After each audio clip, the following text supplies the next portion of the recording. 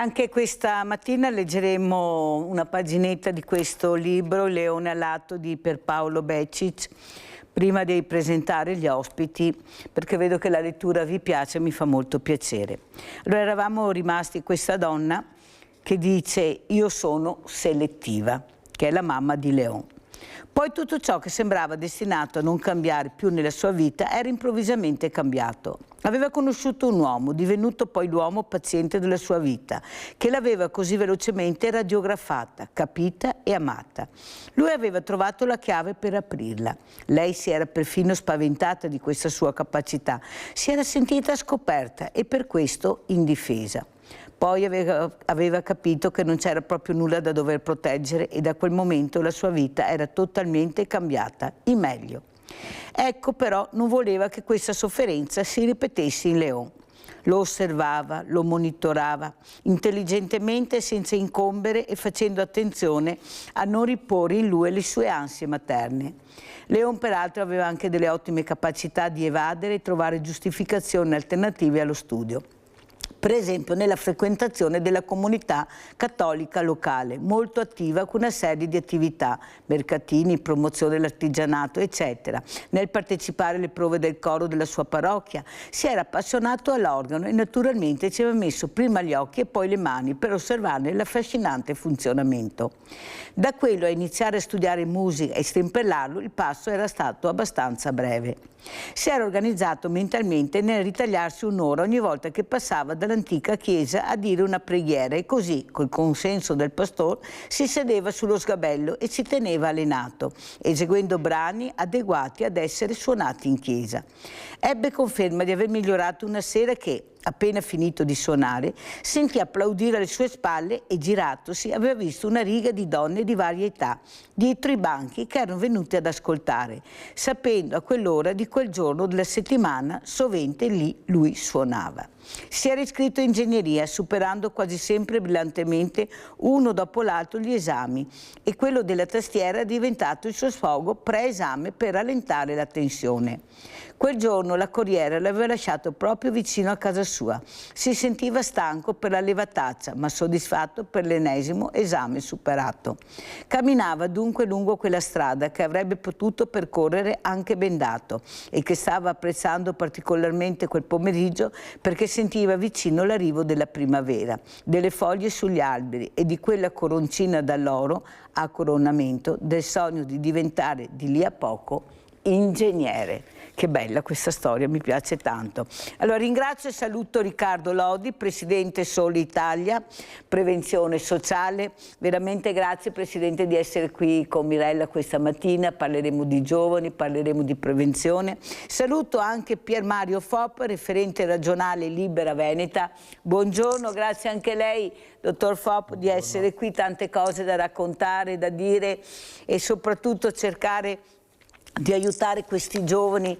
Io non so se siete d'accordo con me, lo chiedo sia a Lodi che a Fop, però io penso che dobbiamo prenderli per mano e accompagnarli, lasciandoli anche liberi anche nel sbagliare, però sempre con un occhio attento e vigile. Cosa ne pensa Lodi? Ah, sono assolutamente d'accordo, nel senso sarebbe il ruolo degli adulti, quello di accompagnare i giovani, facendo in modo che possano anche sbagliare e imparino dagli errori. Questa è la parte più difficile fondamentalmente e che noi facciamo più fatica a fare. Secondo me non è che ci sia molto altro da aggiungere, perché oggi come oggi ritengo dal punto di vista educativo il grosso problema, adesso generalizzo chiaramente, ma siamo noi adulti, che ci troviamo in un mondo che è completamente cambiato da quando noi eravamo ragazzi, continuiamo ad agire avendo in mente le linee guida, diciamo, di quando noi eravamo giovani, fra l'altro immaginandocele come se all'epoca andasse tutto benissimo, ma in realtà il mondo è diverso e sta a noi dotarci degli strumenti adatti per appunto accompagnare i giovani in un mondo che cambia alla velocità della luce.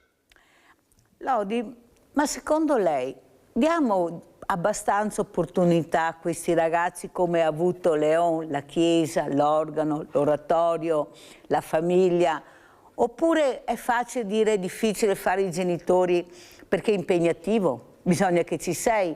Non è la qualità del tempo, è la quantità del tempo che dedichi, come dicono sovente anche i miei ospiti genitori. Il problema è che bisogna vedere se hai il piacere di trovare quel tempo, anche quel poco tempo, a dedicare a tuo figlio, a tua figlia, a capire chi è, ecco, i suoi progetti, le sue paure, le sue emozioni. Cosa ne pensa Lodi? Sì, sì, sicuramente è complesso, il mondo è complesso e fare il genitore oggi è complesso. Noi siamo una generazione, parlo della mia in particolare, per la quale i genitori sfruttavano fondamentalmente la tradizione, nel senso magari c'erano alcuni errori che valutavano avessero fatto i loro genitori che non avrebbero voluto rifare, ma questo era più o meno il metro di misura. Oggi c'è una generazione di genitori che è davanti a un sacco di cambiamenti. Negli ultimi 20 anni c'è stato internet, ci sono stati i social, adesso c'è l'intelligenza artificiale e ogni volta ci si spaventa davanti a queste innovazioni, anche perché il trend dal punto di vista delle notizie sui media è sempre apocalittico. E quindi io capisco bene che un genitore oggi con un bambino piccolo non sappia bene dove mettere le mani. E allora cosa facciamo? Andiamo su internet, cerchiamo informazioni su internet o sull'intelligenza artificiale, troviamo tutto il contrario di tutto, e quando qualcosa conferma un po' quello che è il nostro modo di vedere le cose, noi pensiamo di aver risolto la situazione, aver trovato il modello giusto. È molto molto complesso, sicuramente è un discorso di qualità, non tanto di quantità. Un discorso di qualità per quel che riguarda il comprenderli, è un discorso di qualità per quel che riguarda il seguirli negli studi piuttosto che nel rapporto con la tecnologia. Io posso stare con mio figlio tutto il giorno, ma se passo la mia giornata col telefonino in mano o a lavorare o a pensare ad altro, a guardare la partita o a giocare alla PlayStation, è chiaro che potrei anche non esserci, cambierebbe ben poco. Allora, cerchiamo anche di spiegare di cosa si occupa Riccardo Lodi e cosa è questo Sole Italia. Prego, Lodi. Sole Italia, beh, Sole è un acronimo, intanto sta per Self-Organized Learning Environment, è un'associazione che si occupa di prevenzione sociale, in particolare attraverso questa metodologia che è la metodologia dell'autoapprendimento. Quello che cerchiamo di fare noi è di portare nei vari territori dei programmi di prevenzione che siano efficaci sulla base di evidenze scientifiche, quindi programmi che siano per bambini, per ragazzi, per genitori, per adulti significativi come i docenti. Collaboriamo in questo con le Nazioni Unite, io personalmente sono membro della Società Europea di Scienza della Prevenzione, perché siamo convinti, non solo noi, che la prevenzione funziona nella misura in cui come si dice, è verificata l'efficacia.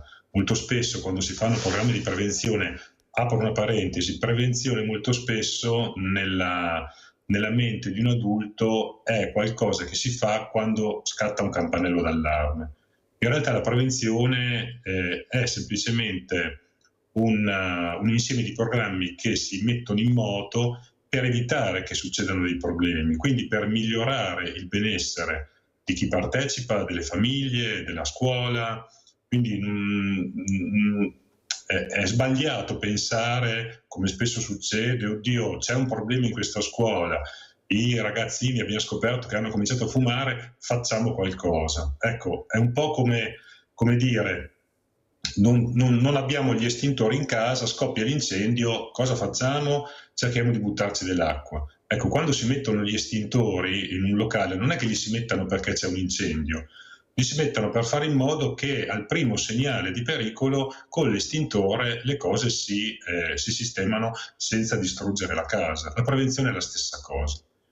Ecco, quindi quello che cerchiamo più di ogni altra cosa di fare è di comunicare quella che è realmente la prevenzione e non qualcosa contro il bullismo, contro le dipendenze, contro le difficoltà alimentari, contro qualunque disagio possa venire in mente, ma è qualcosa per migliorare il benessere, per migliorare le competenze. Perché se io sto bene, chiaramente non avrò bisogno di ricorrere all'alcol piuttosto che alla droga, piuttosto che farmi del male. L'autolesionismo è un grosso problema oggi, anche se non se ne parla. Senta Lodi, è vero quello che lei dice, però questi ragazzi, gli esempi che hanno, nonostante voi e anche tanti della società civile cercano di fare questa prevenzione con il mondo del volontariato. Ma mi sembra che i grandi della terra vadano tutto da un'altra parte.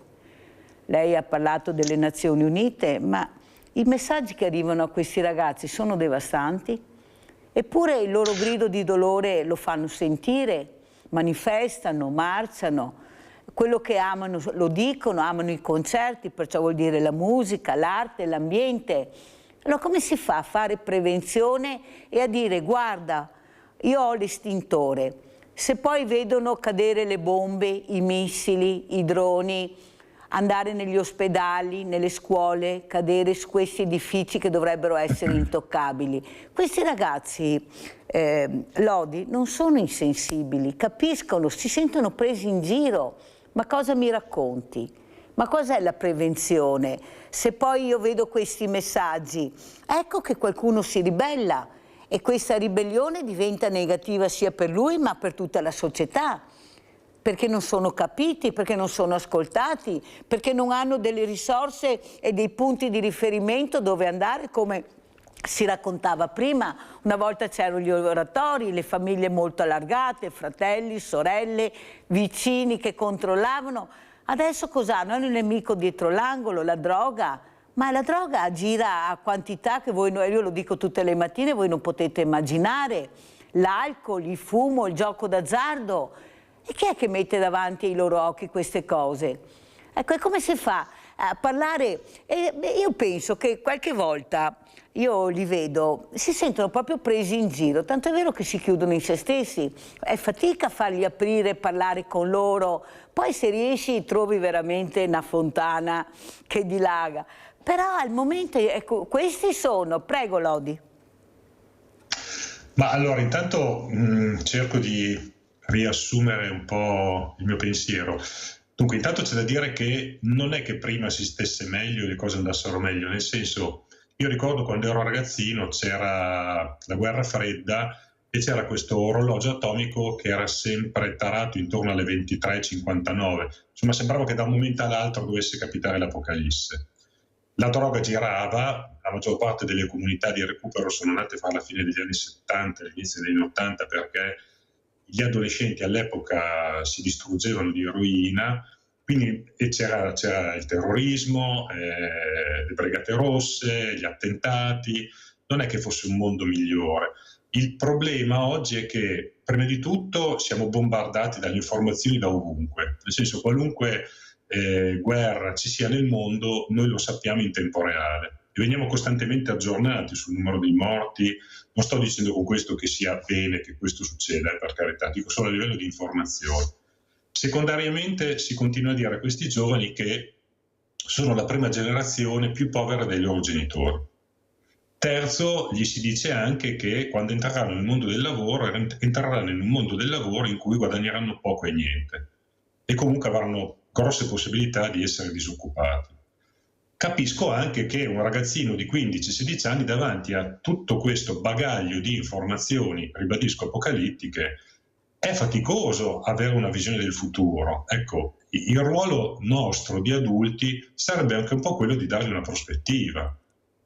Oggi ci sono un sacco di cose positive di cui possono valersi i giovani. Per esempio hanno il mondo a disposizione. Cioè un ragazzino oggi può prendersi su, andare a fare un'esperienza, andare a lavorare all'estero, fare questa esperienza, può tornare, può cambiare paese. Quando ero ragazzo io era una cosa elitaria questa possibilità. Oggi molti più ragazzi possono studiare, però bisogna indicargli il fatto che studiare deve portare a qualcosa, non può essere un fine a se stesso. E oggi molto spesso studiare viene indicato come qualcosa fine a se stesso, perché poi gli si dice, ribadisco, tanto quando poi sarai laureato andrai a fare il barista perché non c'è lavoro. Il nostro ruolo deve essere, se il nostro ruolo è quello di guida, la nostra guida deve essere anche quella di prospettiva per il futuro. Questa è prevenzione. Se io dico a un ragazzo tu ti devi comportare bene, però poi guarda che comunque davanti a te c'è il deserto, sto solo parlando di aria fritta. Ecco, questa è la grossa differenza tra prevenzione contro e prevenzione per. Sentiamo cosa ne pensa anche Pier Mario Fop, referente regionale Libera Veneto. È molto da discutere, anche voi state cercando di fare una prevenzione enorme. Ecco, le mafie, queste direi che veramente ormai qui al nord ne abbiamo parecchie, però abbiamo fatto fatica a capirlo, sembrava che il nord non fosse immune, che fosse solo il sud, però io penso che è utile anche parlarne per capire che tutti quanti possiamo fare prevenzione se vi siamo vicini e ascoltiamo quello che dite. Prego, Fop. Grazie per l'invito e un saluto a tutti. Quello che ha detto chi mi ha preceduto è assolutamente condivisibile ed è l'impegno che tutte le associazioni che si occupano di giovani, di ragazzi, anche di mafie, perché poi molti giovani in difficoltà in certi territori, in certi quartieri delle città, delle periferie, sono preda delle mafie. È importante. Noi abbiamo un compito di stimolo, di guida e anche di formazione di noi stessi, di autoformazione. Libera all'inizio dell'anno, verso la fine di gennaio, ha organizzato un interessante incontro a Torino che si chiama Comunità che educa comunità. Erano presenti circa 300 persone da tutta Italia con esperienze diverse, dirigenti scolastici, assistenti sociali, insegnanti, educatori, anche ragazzi giovani, maestri di strada con un'esperienza straordinaria di zone difficili, e lo scopo di questo incontro era proprio quello di discutere di come fare ad essere efficaci nella comunicazione, nel portare avanti, quali contenuti anche portare avanti. E comunità che educa comunità aveva il significato di dire: dobbiamo fare insieme, dobbiamo capovolgere il punto di vista, non possiamo parlare ex cattedra come si diceva una volta, ma sporcarci le mani dal basso e coinvolgere più persone possibili, perché il problema è riuscire a entrare in comunicazione, anche quella comunicazione intergenerazionale di cui parlava prima il presidente dell'associazione, che è difficile, perché effettivamente chi ha vissuto gli anni, chi era giovane negli anni 70 ha vissuto una società diversa, un impegno diverso, c'era un impegno anche politico diverso. Adesso la società è completamente cambiata, ci sono molte fragilità, però questo non vuol dire che i ragazzi non siano ricchi, o non siano in grado, non siano capaci, non siano persone come eravamo noi all'epoca, che hanno voglia di impegnarsi. Si tratta di trovare la chiave per entrare in comunicazione, ma non solo tra, diciamo così, anziani come noi e i ragazzi, ma anche tra di loro, per cui c'è un grande lavoro di formazione anche da fare, di autoformazione tra tutti, per non iniziare perché ci sono i dialoghi intergenerazionali, ma per riuscire ad individuare delle chiavi, delle modalità di intervento importanti. Noi ad esempio come Libera tutti gli anni d'estate organizziamo i campi di estate liberi, circa 3.500 ragazzi partecipano a questi campi, sono campi che durano una settimana, in parte finanziati anche dall'associazione, che svolgono una funzione di aggregazione di tanti ragazzi che vengono da zone diverse sui terreni confiscati alle mafie, ma non solo, dove questi ragazzi fanno delle esperienze comuni con degli educatori che sono anche della stessa età tante volte,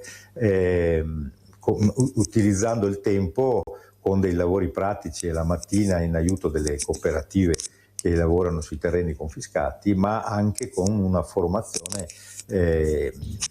culturale e alla legalità, se possiamo dire così.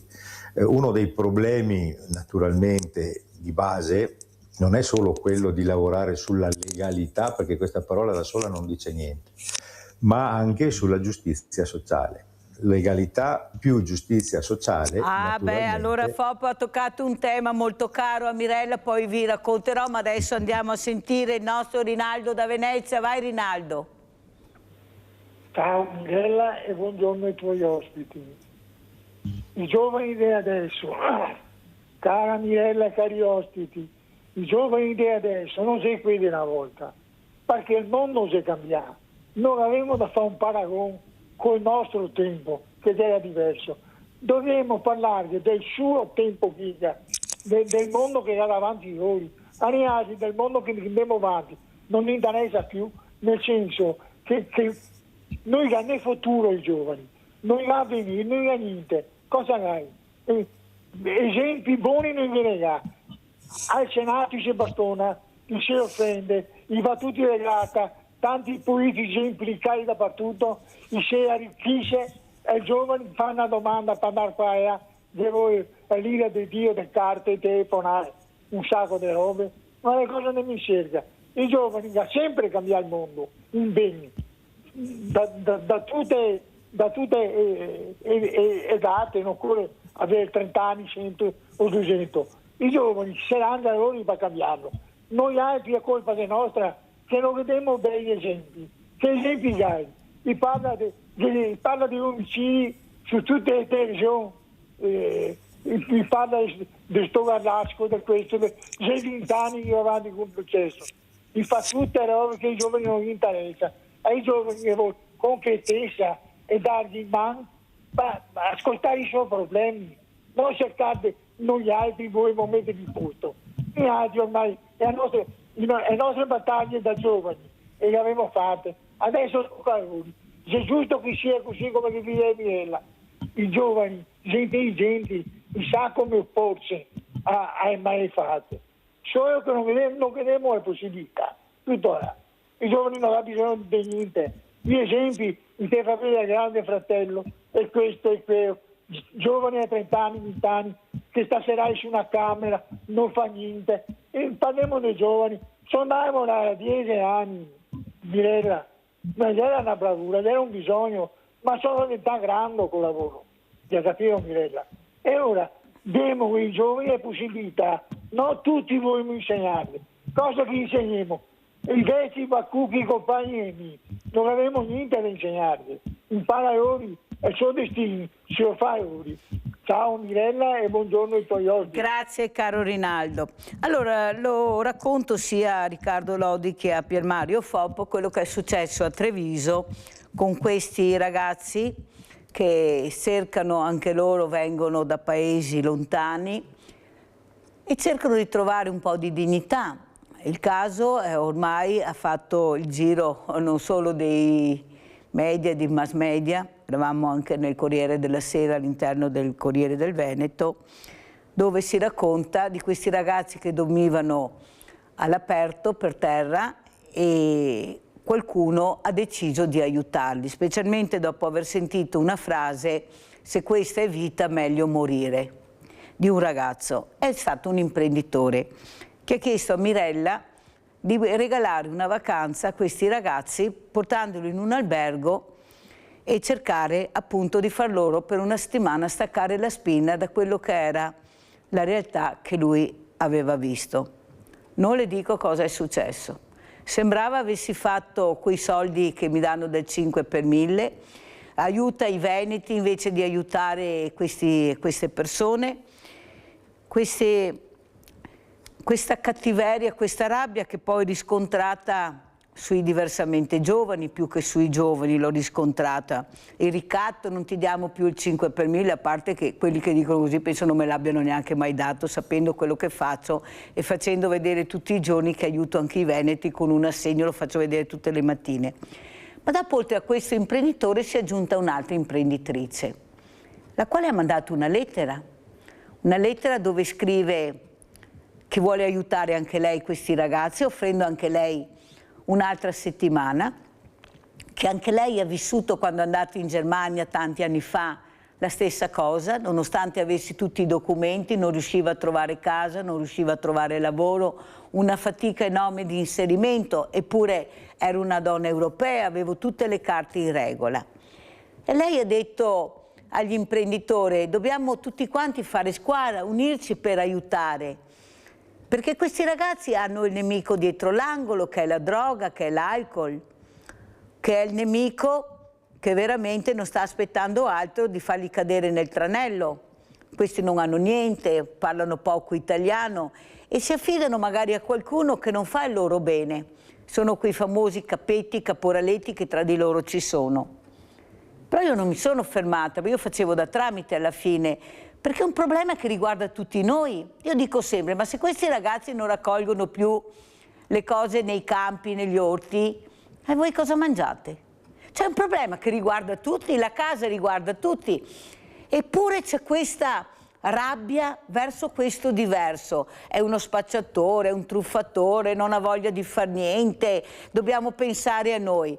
Ma dobbiamo pensare a noi perché in futuro saranno questi ragazzi che vi cureranno, saranno questi ragazzi che i nostri non ci sono. Allora io vorrei chiedere a Lodi, questa rabbia, questa imprenditrice, questo imprenditore, adesso se ne è aggiunto anche un altro, che dicono tanto iniziamo a fare qualcosina, sarà anche una goccia nell'oceano, ma cerchiamo di metterla. E poi qualcun altro troverà anche altre soluzioni. Però da una parte di società cosiddetta civile, e sono anche i nostri, che hanno visto cosa vuol dire, hanno in famiglia persone che sono andate all'estero, come questa imprenditrice. Perché questa rabbia, questa cattiveria, senza capire che è un problema sociale che riguarda tutti, il lavoro, la casa, l'accudimento? Prego. Guardi, intanto ho perso l'ultimo pezzo di quello che hai detto perché andava a pezzi, quindi non so se rispondo Non so se ha letto la lettera che ha mandato questa imprenditrice, l'aveva sentito? Sì, la prima parte l'ho sentita. Allora si fermi là. Adesso io non voglio banalizzare, però come sempre la realtà è più complessa di come ci piace disegnarla, nel senso, da un lato purtroppo la storia ci insegna che quando un paese, una popolazione si impoverisce, scatta la rabbia, perché è un'emozione primaria ed è la prima cosa che ci fa sentire vivi fondamentalmente, e la rabbia deve sempre trovare un colpevole. Quindi oggi è molto facile trovare un colpevole nell'immigrato, che ci ruba il lavoro, che viene aiutato più degli altri, eccetera, eccetera. Poi chiaramente qualcuno soffia anche sul fuoco e quindi la frittata è fatta.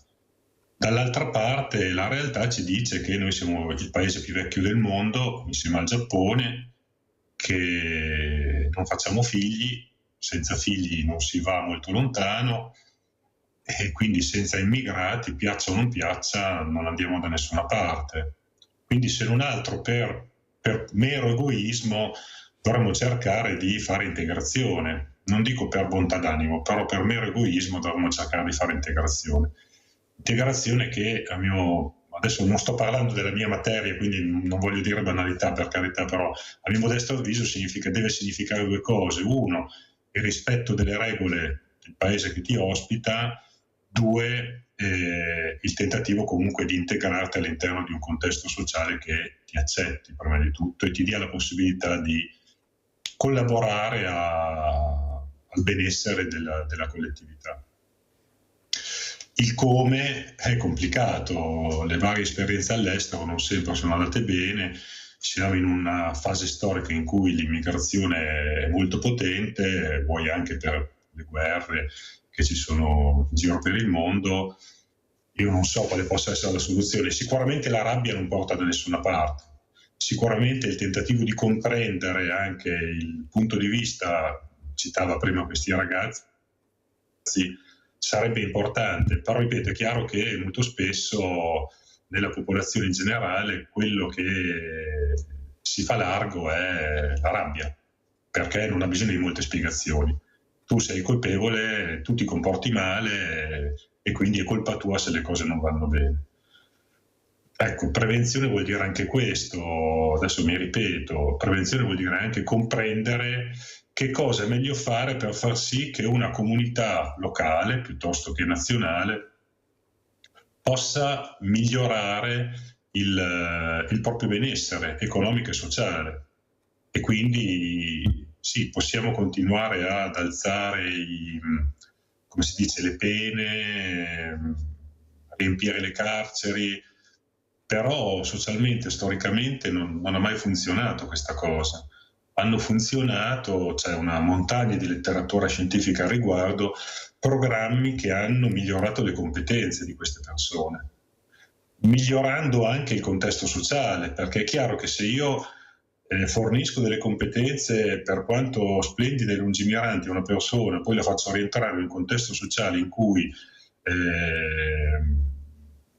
i ragazzi hanno la pistola in mano, gira droga, appena scendi sotto il porticato di casa tua, difficilmente cambierà qualcosa. Quindi è una cosa che dobbiamo fare tutti insieme, per questo che all'inizio parlavo degli adulti di riferimento. Cioè, se non ci mettiamo noi a dare l'esempio, come diceva il presidente di Libera, che fra l'altro è un'associazione che stimo molto, i ragazzi vivono del nostro esempio, non di quello che gli raccontiamo, di quello che gli diciamo. Poi possiamo dire tutto quello che vogliamo, ma se poi agiamo in maniera contraria a quello che diciamo, non abbiamo ottenuto assolutamente nulla. Sentiamo Pier Mario Foppo. Foppo cosa dice, come commenta quello che ho raccontato e quello che ha detto anche Lodi, prego. Mi pare che io e il presidente dell'Associazione Sole siamo perfettamente d'accordo sui ragionamenti. Vi racconto due cose che mi sono successe recentemente. È venuto Don Luigi Ciotti a Jesolo l'anno scorso per un incontro. Avevamo organizzato il primo congresso dei presidi scolastici regionali e l'abbiamo fatto proprio a Jesolo ed ha incontrato un'ottantina di associazioni del comune che gli hanno chiesto, c'è sempre questa paura, questa preoccupazione, le baby gang, no? Le pistole, i ragazzi, i coltelli, e gli hanno chiesto queste associazioni a Don Luigi, che ha un'esperienza sessantennale con il suo gruppo Abele. Libera poi nasce da uno sviluppo delle esperienze del gruppo Abele di Torino. Gli ha risposto, ci si aspettava un grande ragionamento, no, sociologico sulla questione. Sapete cosa ha risposto Don Luigi alle associazioni? Inondate la comunità di progetti, cioè organizzate, create occasioni di approfondimento, di cultura, di socialità, di aiuto, ognuno per le proprie competenze, ma fate tanti progetti che servono alla comunità. E questa è una cosa che può essere, insomma, utile come riflessione. Dobbiamo avere la forza, e qui è difficile perché bisogna fare reti. Libera da sola cioè, la Fama Libera è una rete di associazioni, sono più di 1500, ognuna con i propri obiettivi, che però insieme ci si mette per fare delle cose. Un'altra cosa che mi è successa proprio la settimana scorsa, ero a Palermo e siamo andati guidati dai volontari di Libera, ma anche da chi opera, a visitare un quartiere che è appena fuori, in periferia di Palermo, che si chiama Anesinni. È un quartiere di case tutte abusive, abitate da più di 3.000 persone che non hanno una residenza specifica, ragazzine che rimangono incinta da giovanissime, nonne che hanno poco più di 30 anni, situazioni sociali difficili. E lì c'è un frate francescano che fa il parroco e sta cercando di far uscire queste persone. È un caso naturalmente delle periferie, quelle anche al limite mi pare che in Veneto queste situazioni non ci siano, ma per dire come loro, ad esempio, hanno cominciato a ragionare con i ragazzi, hanno formato un gruppo di persone di vario genere volontari, il padre francescano che fa il parroco di quella parrocchia, e sono partiti dalla ristrutturazione di una struttura che era fatiscente, che volevano trasformare per fare un centro sociale che non aveva nessun senso, costruendo un asilo nido e gestendo un asilo nido in aiuto di queste ragazzine madri che potessero diciamo, avere un riferimento di anche specialisti, persone che potessero aiutarle, perché hanno fatto questo ragionamento: se noi iniziamo a dare un servizio ai bambini piccoli, aiutiamo anche le mamme e le famiglie, perché poi abbiamo la possibilità di parlare con queste persone. Hanno aperto una biblioteca in questo quartiere, hanno cominciato organizzano dei servizi per i ragazzini, per aiutarli ad andare a scuola, a superare le difficoltà. Sono riusciti a far diplomare alcuni ragazzi che non volevano assolutamente continuare gli studi, perché poi uno dei problemi di fondo, di base delle nostre comunità periferie, ma anche di quello che diceva prima, di questa cattiveria, è l'ignoranza. L'ignoranza e la superficialità, e questa si combatte solamente con la cultura, in varie forme e proposte in vari modi, ma più la persona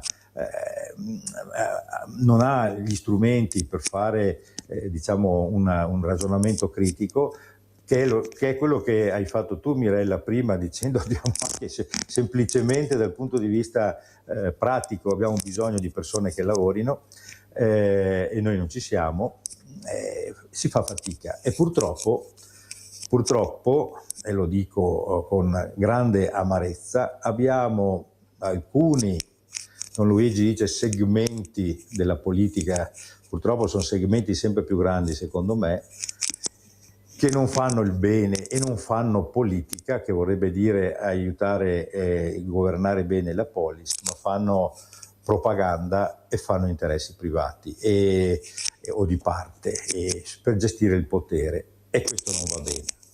Pubblicità.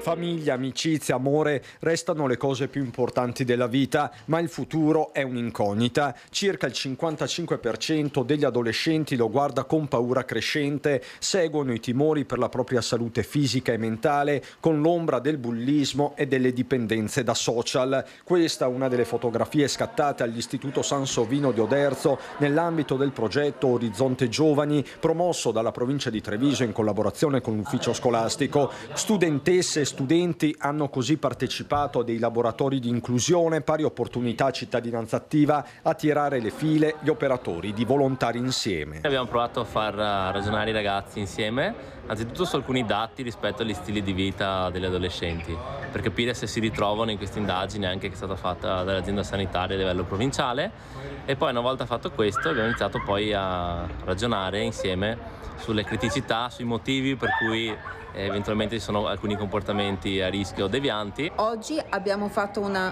workshop cittadinanza attiva e inclusione per ascoltare i ragazzi, per ascoltare le nuove generazioni, per trovare nuove proposte direttamente dai giovani. Giovani del Sansovino ai quali si è rivolta anche la ministra alle disabilità Alessandra Locatelli con un videomessaggio. Aprire le porte e dare l'opportunità a tutti di vivere, di lavorare, di potersi formare naturalmente e di avere una vita sociale e relazionale dignitosa. Confrontarsi, il primo passo per crescere, per i giovani, i veri protagonisti dell'iniziativa, questa è l'unica strada. Io credo che sia fondamentale che questi progetti vengano portati avanti, perché comunque ci sono tantissime scuole nelle quali gli studenti non hanno la possibilità di trattare questi argomenti, di conseguenza più riusciamo a espandere questa rete, credo che meglio sia per tutti quanti gli studenti delle province di Treviso in primis, e poi magari espandiamolo anche per quanto riguarda il livello nazionale. Allora, FOP, la ministra Locatelli dice in risposta a quello che abbiamo sentito: dobbiamo includere, dobbiamo dare l'opportunità, ma a parole? I fatti sono diversi. Si parla bene e si razzola male. Io con queste mamme che adesso vedremo la locandina, questi familiari hanno cercato di fare e di dire la sua con questa mostra inclusiva FOP. Io ci sono. Questa è Chiara Ircetti, è una ragazza che ha un problema molto grande di epilessia, ha un lavoro, però lei nel suo libro Sorrido a me stessa, che ha presentato qui a Sveglia Veneti, ha detto: certo che ho un lavoro, ma non faccio strada, non mi lasciano, non si fidano, sono all'angolo. E io invece so le possibilità che avrei, so che potrei farcela. Ho questi genitori che hanno deciso di mettere i loro figli su questi pannelli nelle strade, su posti di passaggio, anche su edifici veramente squallidi che con queste foto invece diventano molto belli, diventano diversi, perché non c'è risposta. Una mamma ha detto: ma sapete voi cosa vuol dire accudire un ragazzo 24 ore su 24 e non respirare? Non c'è nessuno che ti aiuta, tante parole ma pochi fatti. Delle volte siamo noi migliori di certi operatori che non sanno neppure capire cosa vogliono i nostri ragazzi. Ecco, si parla bene e si razzola male come il solito, si parla, ma alla fine questi genitori hanno deciso di fare questa mostra itinerante FOP che toccherà 20 comuni e poi vedremo se riusciremo anche ad andare oltre il Veneto, perché non ne possono più, non trovano lavoro questi ragazzi nonostante i diplomi, ecco, non trovano il respiro. Cosa ne pensa FOP? Quello che ha detto la ministra è giusto. Il problema è trovare le risorse ed essere efficaci nelle risposte. È stata fatta, ad esempio, io vivo in montagna, è stata fatta recentemente una legge sulla montagna che può essere anche condivisibile, una legge nazionale sulla montagna, ed è stata finanziata con 200 milioni per tutta la montagna italiana. Tanto per fare un esempio, insomma, no? E si capisce che a monte ci devono essere delle scelte politiche efficaci. La nostra scuola, che una volta si chiamava Ministero dell'Istruzione, della formazione dell'istruzione, adesso si chiama del merito, per cui si spinge, no, verso la competizione. Ma i ragazzi soffrono questa competizione, c'è bisogno che le scuole siano inclusive, che facciano progetti che aiutino tutte le fragilità. Manca una formazione per gli insegnanti, per molti insegnanti. Noi andiamo spesso nelle scuole, giriamo, dicevo prima di quell'incontro comunità che educano comunità, adesso usciranno gli atti, cercheremo di fare delle azioni mirate nelle varie province, anche con l'aiuto dei maestri di strada. Il problema qual è? Il problema è che la scuola, ad esempio, è fatta di molti insegnanti, anziani, bravissimi nella loro materia, ma che fanno fatica a capire quello che si diceva prima, questa nuova generazione che viene avanti, i bisogni. E ci sarebbe la necessità di un impegno quasi a tempo pieno. Le scuole, io ho fatto l'insegnante per 35 anni e ho insegnato fortunatamente in una scuola a tempo prolungato, quindi con le aperture pomeridiane e le progettazioni, ma quelle sono sempre meno perché mancano i finanziamenti, perché si va in un'altra direzione e quindi ci vorrebbe una formazione perché la scuola diventasse non solo istruzione ma anche educativa, vedete le riforme che vengono portate avanti adesso sembrano tutte finalizzate a produrre manodopera, ma noi sappiamo che il problema è, come si diceva prima, è un problema culturale, ci vuole una formazione importante di base. La fermo un attimo, quindi... se no mi cade la linea. Abbiamo Chiara in linea. Vai Chiara. Ciao Pirella. Ciao. Sono Chiara, ti ringrazio di aver messo quelle immagini in televisione. Sono a casa perché questa notte non sono stata bene, sono anche sincera. Si può sempre sorridere a se stessi, ma a volte ci sono dei momenti in cui io non ho più voglia tanto di sorridere, perché ti viene in mente quanto hai lottato, quanto hai gridato, quanto hai scritto. Anche stamattina ho scritto di nuovo sia alla ministra Locatelli sia alla Vita in Diretta. Io voglio essere vista anche per delle difficoltà che le persone non vedono ma che ho dentro. E sono stufa di lottare, nessuno vede cosa c'è dentro di noi. Quando sabato siamo andati a quella mostra, te lo dico veramente, io sono stata contenta di essere lì presente, però allo stesso tempo quando non ho visto nessuno ho rivissuto tutta la solitudine che vivo tutto il resto del tempo. E stanotte quando ho avuto una crisi sono qui con il mio pupazzo e sono qui che vorrei gridare, urlare e non ho a volte nessuno con cui farlo. E vedo questi genitori lottare con disabilità che sono molto più grandi di quella mia e quasi mi vergogno a dirlo. Guarda, mi è arrivata un'altra volta la revisione dell'invalidità, ma cosa c'è da andare a dire? Che sono 3-4 volte alla settimana per gli ospedali.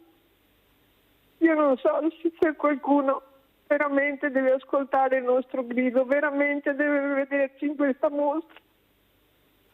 Grazie mille. Vedi Chiara, il problema è che bisogna fare un passetto alla volta. Non è che noi con questa terza mostra riusciamo a cambiare il mondo, il livello culturale che abbiamo, il famoso Minovò Combatta. Dobbiamo fare un passetto alla volta e cercare sempre di essere uniti, di fare squadra. L'ha detto anche Foppo questo, l'importanza, le parole di Don Ciotti, bisogna inondare con testimonianze, con esempi positivi, far capire che ci siamo. Il titolo che avete scelto per questa mostra, Io ci sono, l'avete scelto voi, so anch'io che è dura, però bisogna lottare, Chiara. Fino adesso hai lottato, ma non c'era Io ci sono, non c'erano queste famiglie, adesso hai dei punti di riferimento. So anch'io che non sarà facile il percorso, ma siamo in partenza. Fop, cosa vuole dire alla nostra Chiara che è veramente abbattuta, demoralizzata, non è semplice, però il mondo non è nato dall'oggi al domani. Prego. Non saprei che cosa dire, in realtà ci sono tante realtà che si stanno dando da fare e il difficile è quello di farle emergere, di creare rete, di far partecipare le persone, perché anche i volontari poi alla fine sono pochi e bisognerebbe, come dicevo prima, spingere anche dal punto di vista politico perché si facessero più investimenti. Io ho incontrato 1 anno e mezzo fa, sono andato al congresso degli studenti medi di Verona, era il congresso regionale, e ho ascoltato tutto quello che hanno detto, anche gli interventi. È intervenuta prima di me una rappresentante, diciamo politica, più giovane di me, e ha detto io devo scusarmi con voi perché la mia generazione ha fallito. Io mi sono chiesto, siccome la sua generazione è più giovane della mia, ho detto, ma è la mia allora che cosa deve dire? No, che la generazione forse precedente a quella. E mi sono fatto un'autocritica e ho pensato, ma è giusto dire che la mia generazione ha fallito? Secondo me no, è sbagliato ragionare in questi termini, perché ognuno di noi ha la propria responsabilità personale su quello che fa. Io non mi sento di dire sinceramente durante tutta la mia vita ho fallito perché la mia generazione è sbagliato. Ogni generazione porta il proprio contributo, deve portare il proprio contributo sociale alla comunità. E lo fa meglio che può nei contesti che vive ed è protagonista. Ecco il discorso della cittadinanza attiva, per cui io ho fatto meglio che potevo, come me tanti altri probabilmente non hanno fatto niente, ma non è una generazione che ha fallito. Abbiamo lottato per avere certi obiettivi che tanti sono stati raggiunti, altri no, e ogni generazione deve fare questo lavoro di cittadinanza attiva. E ho detto anche ai ragazzi, guardate, che, perché loro proponevano, avevano dei problemi che riguardavano la partecipazione all'interno delle scuole, delle comunità, eccetera. Guardate, non dovete aspettarvi che siano gli insegnanti, i presidi oppure le persone più vecchie di voi a fare in modo che i vostri diritti che ci sono siano applicati, perché le norme tante volte li prevedono questi diritti. Bisogna dovete organizzarvi e pretenderli i diritti. Nella mia generazione era una generazione che si mobilitava attivamente, forse anche, lo diceva prima il presidente dell'associazione, anche in maniera forse esagerata per certi aspetti, però era attiva, era presente, non si accontentava, ecco, nelle dovute maniere naturalmente, perché la nostra Costituzione, fortunatamente confermata dall'ultimo referendum, conserva all'interno questi principi importantissimi, no? I primi 12 articoli, che vanno però realizzati. Ecco, noi dobbiamo pretendere che invece di sprecare i soldi per fare propaganda siano investiti in azioni efficaci a vantaggio dei cittadini. Ma il problema diventa anche quello culturale, lo stiamo vedendo anche negli Stati Uniti, non bisogna farsi prendere in giro purtroppo dalla propaganda, dai social, da quello che si vede, e andare oltre, andare più a fondo, e qui diventa difficile perché c'è bisogno di quello che si diceva prima, di una formazione culturale che permetta di scoprire le carte a chi invece vuole truccarle. Vede Foppo, però c'è un problema, nel senso, si è parlato di diritti, io aggiungo anche i doveri. Bisogna capire chi ha il dovere e chi ha il diritto, tutti nella stessa maniera. Io ho il diritto di essere ascoltato e tu hai il dovere di ascoltarmi. È là che c'è l'inghippo. È là l'inghippo, perché quelli che dovrebbero ascoltare e poi mettere in atto delle cose per aiutarti anche culturalmente, io sono convinta, Fop, lo dico tutte le mattine, che l'arte, la bellezza, la cultura salverà il mondo. Il problema è che abbiamo questi personaggi, pochi, ma che hanno in mano il mondo, hanno il potere, i soldi, il denaro, e lo impiegano come vuole, non è mica loro, ma hanno il potere di fare quello che vogliono con il nostro denaro. Eppure noi diciamo le cose che servono. Ecco, noi abbiamo il diritto di dire, come dice lei, quello di cui abbiamo bisogno, ma non ci ascoltano. Vediamo soldi spreparati su opere che non servono a niente, a nessuno, ma danno loro la visibilità. Quello che veramente serve al paese, che sta franando dappertutto, di una fragilità unica, non viene ascoltato. Loro passeranno, ma i disastri ce li terremo noi, li terranno i nostri giovani, che capiscono questo. Chiara lo sta gridando. Ecco, chi è che mi ascolta? Prego Fop, e poi chiudiamo. I nostri giovani, mi sembra dagli ultimi segnali, si stiano anche mobilitando in maniera forte sui problemi veri, no? E quindi speriamo che tutte le manifestazioni a sostegno di Gaza, ad esempio, e della tragedia che sta succedendo lì, oppure le manifestazioni per conservare e mantenere la nostra Costituzione, sono state efficaci e i giovani hanno capito e si stanno mobilitando. Ecco, il problema è quello, no? Di cercare di non isolarsi, intanto, prima di tutto, di non demordere, di avvilirsi, perché è facile purtroppo in contesti così difficili, e di pensare che ognuno di noi può comunque portare il proprio contributo, piccolo o grande che sia, per quello che sa fare, ma è necessario farlo insieme. Non è possibile lamentarsi e basta, ma con tutte le difficoltà che ci sono, stimolare la partecipazione ad allargarla il più possibile, sì. e portare questo messaggio, e fare naturalmente. Ed è difficilissimo perché fare vuol dire assumersi responsabilità, vuol dire dedicare del tempo, e uno qualsiasi, se lei chiede a una persona dai che facciamo questa cosa come volontario, la prima risposta è ma io non ho tempo. Non è vero, il tempo è un concetto abbastanza elastico, no? Per cui il problema non è il tempo, è la tua volontà di fare quella cosa, e quindi bisogna stimolare, bisogna creare l'opportunità perché le persone facciano, perché abbiano dei punti di riferimento, perché insieme si faccia. E questo, se questo si fa insieme e dicendolo a chi governa, diventa una forza. Più siamo, più forza c'è. Certo che il potere da sempre... Il referendum è stata una dimostrazione, no, Fop? Il referendum è stato votato dai giovani, è inutile che la girino, questa è la verità. Però fanno fatica ad accettarla. Soprattutto. Fanno fatica ad accettarla, a dire veramente che la realtà è un'altra da quella che qualcuno ci racconta.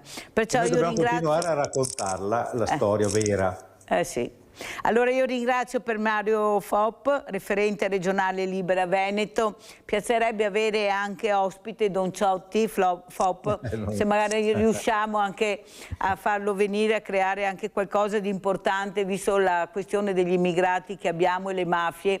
Pensi, Fop, che questi ragazzi vanno a lavorare nei vigneti e non hanno neanche l'acqua, devono razionarsi l'acqua.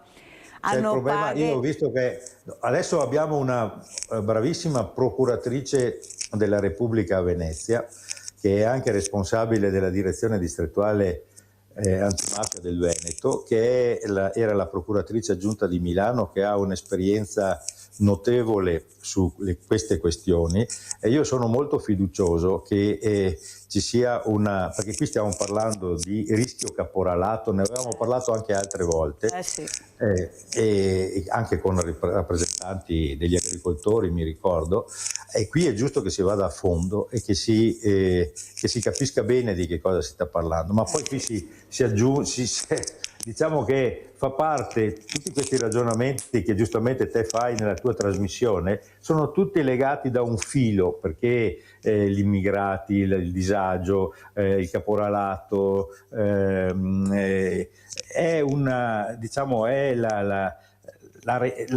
società che molti non vogliono vedere, ma che c'è, che esiste, che innerva la nostra regione, ma in altri termini forse ancora peggio, anzi sicuramente peggio altre regioni. Ma spero tanto anch'io, Fop, perché questi contratti che non sono fatti dai sindacati, quelli che CGIL, CISL e UIL, ma sono contratti che fanno rabbrividire, fatte da persone. Qui da noi basta mettersi in tre, si fa un sindacato. Ecco, qualcuno dovrà pur fare anche chiarezza, perché poi i veri sindacati non hanno questi contratti. Io li ho visti, sono contratti da rabbrividire. Quando chiami poi nessuno ti risponde, quando sentono che non è la voce che loro sono abituati a sentire, mettono giù. Ecco, capisce che bisogna fare anche un po' di chiarezza. Questi ragazzi non possono lavorare nei vigneti e poi pulire la villa, pulire la piscina, non avere l'acqua, non avere un alloggio, non avere un vitto, non avere niente. Non si può, perché cioè coinvolge tutti noi, perché è un problema di tutti noi, ricordatevelo. È inutile che dite la Mirella, Marco, è un problema che riguarda tutti noi. Perciò riflettete e pensate, come ha detto Piermario Fop, perché prima o dopo qualcuno dovrà risolvere questi problemi, così non si può continuare a far finta di non vedere oppure a fare cose che sono inaccettabili. Grazie Piermario Fop, a prestissimo. Pubblicità, saluto anche Riccardo Lodi che non c'è più perché è caduta la linea, non siamo più capaci di recuperarlo.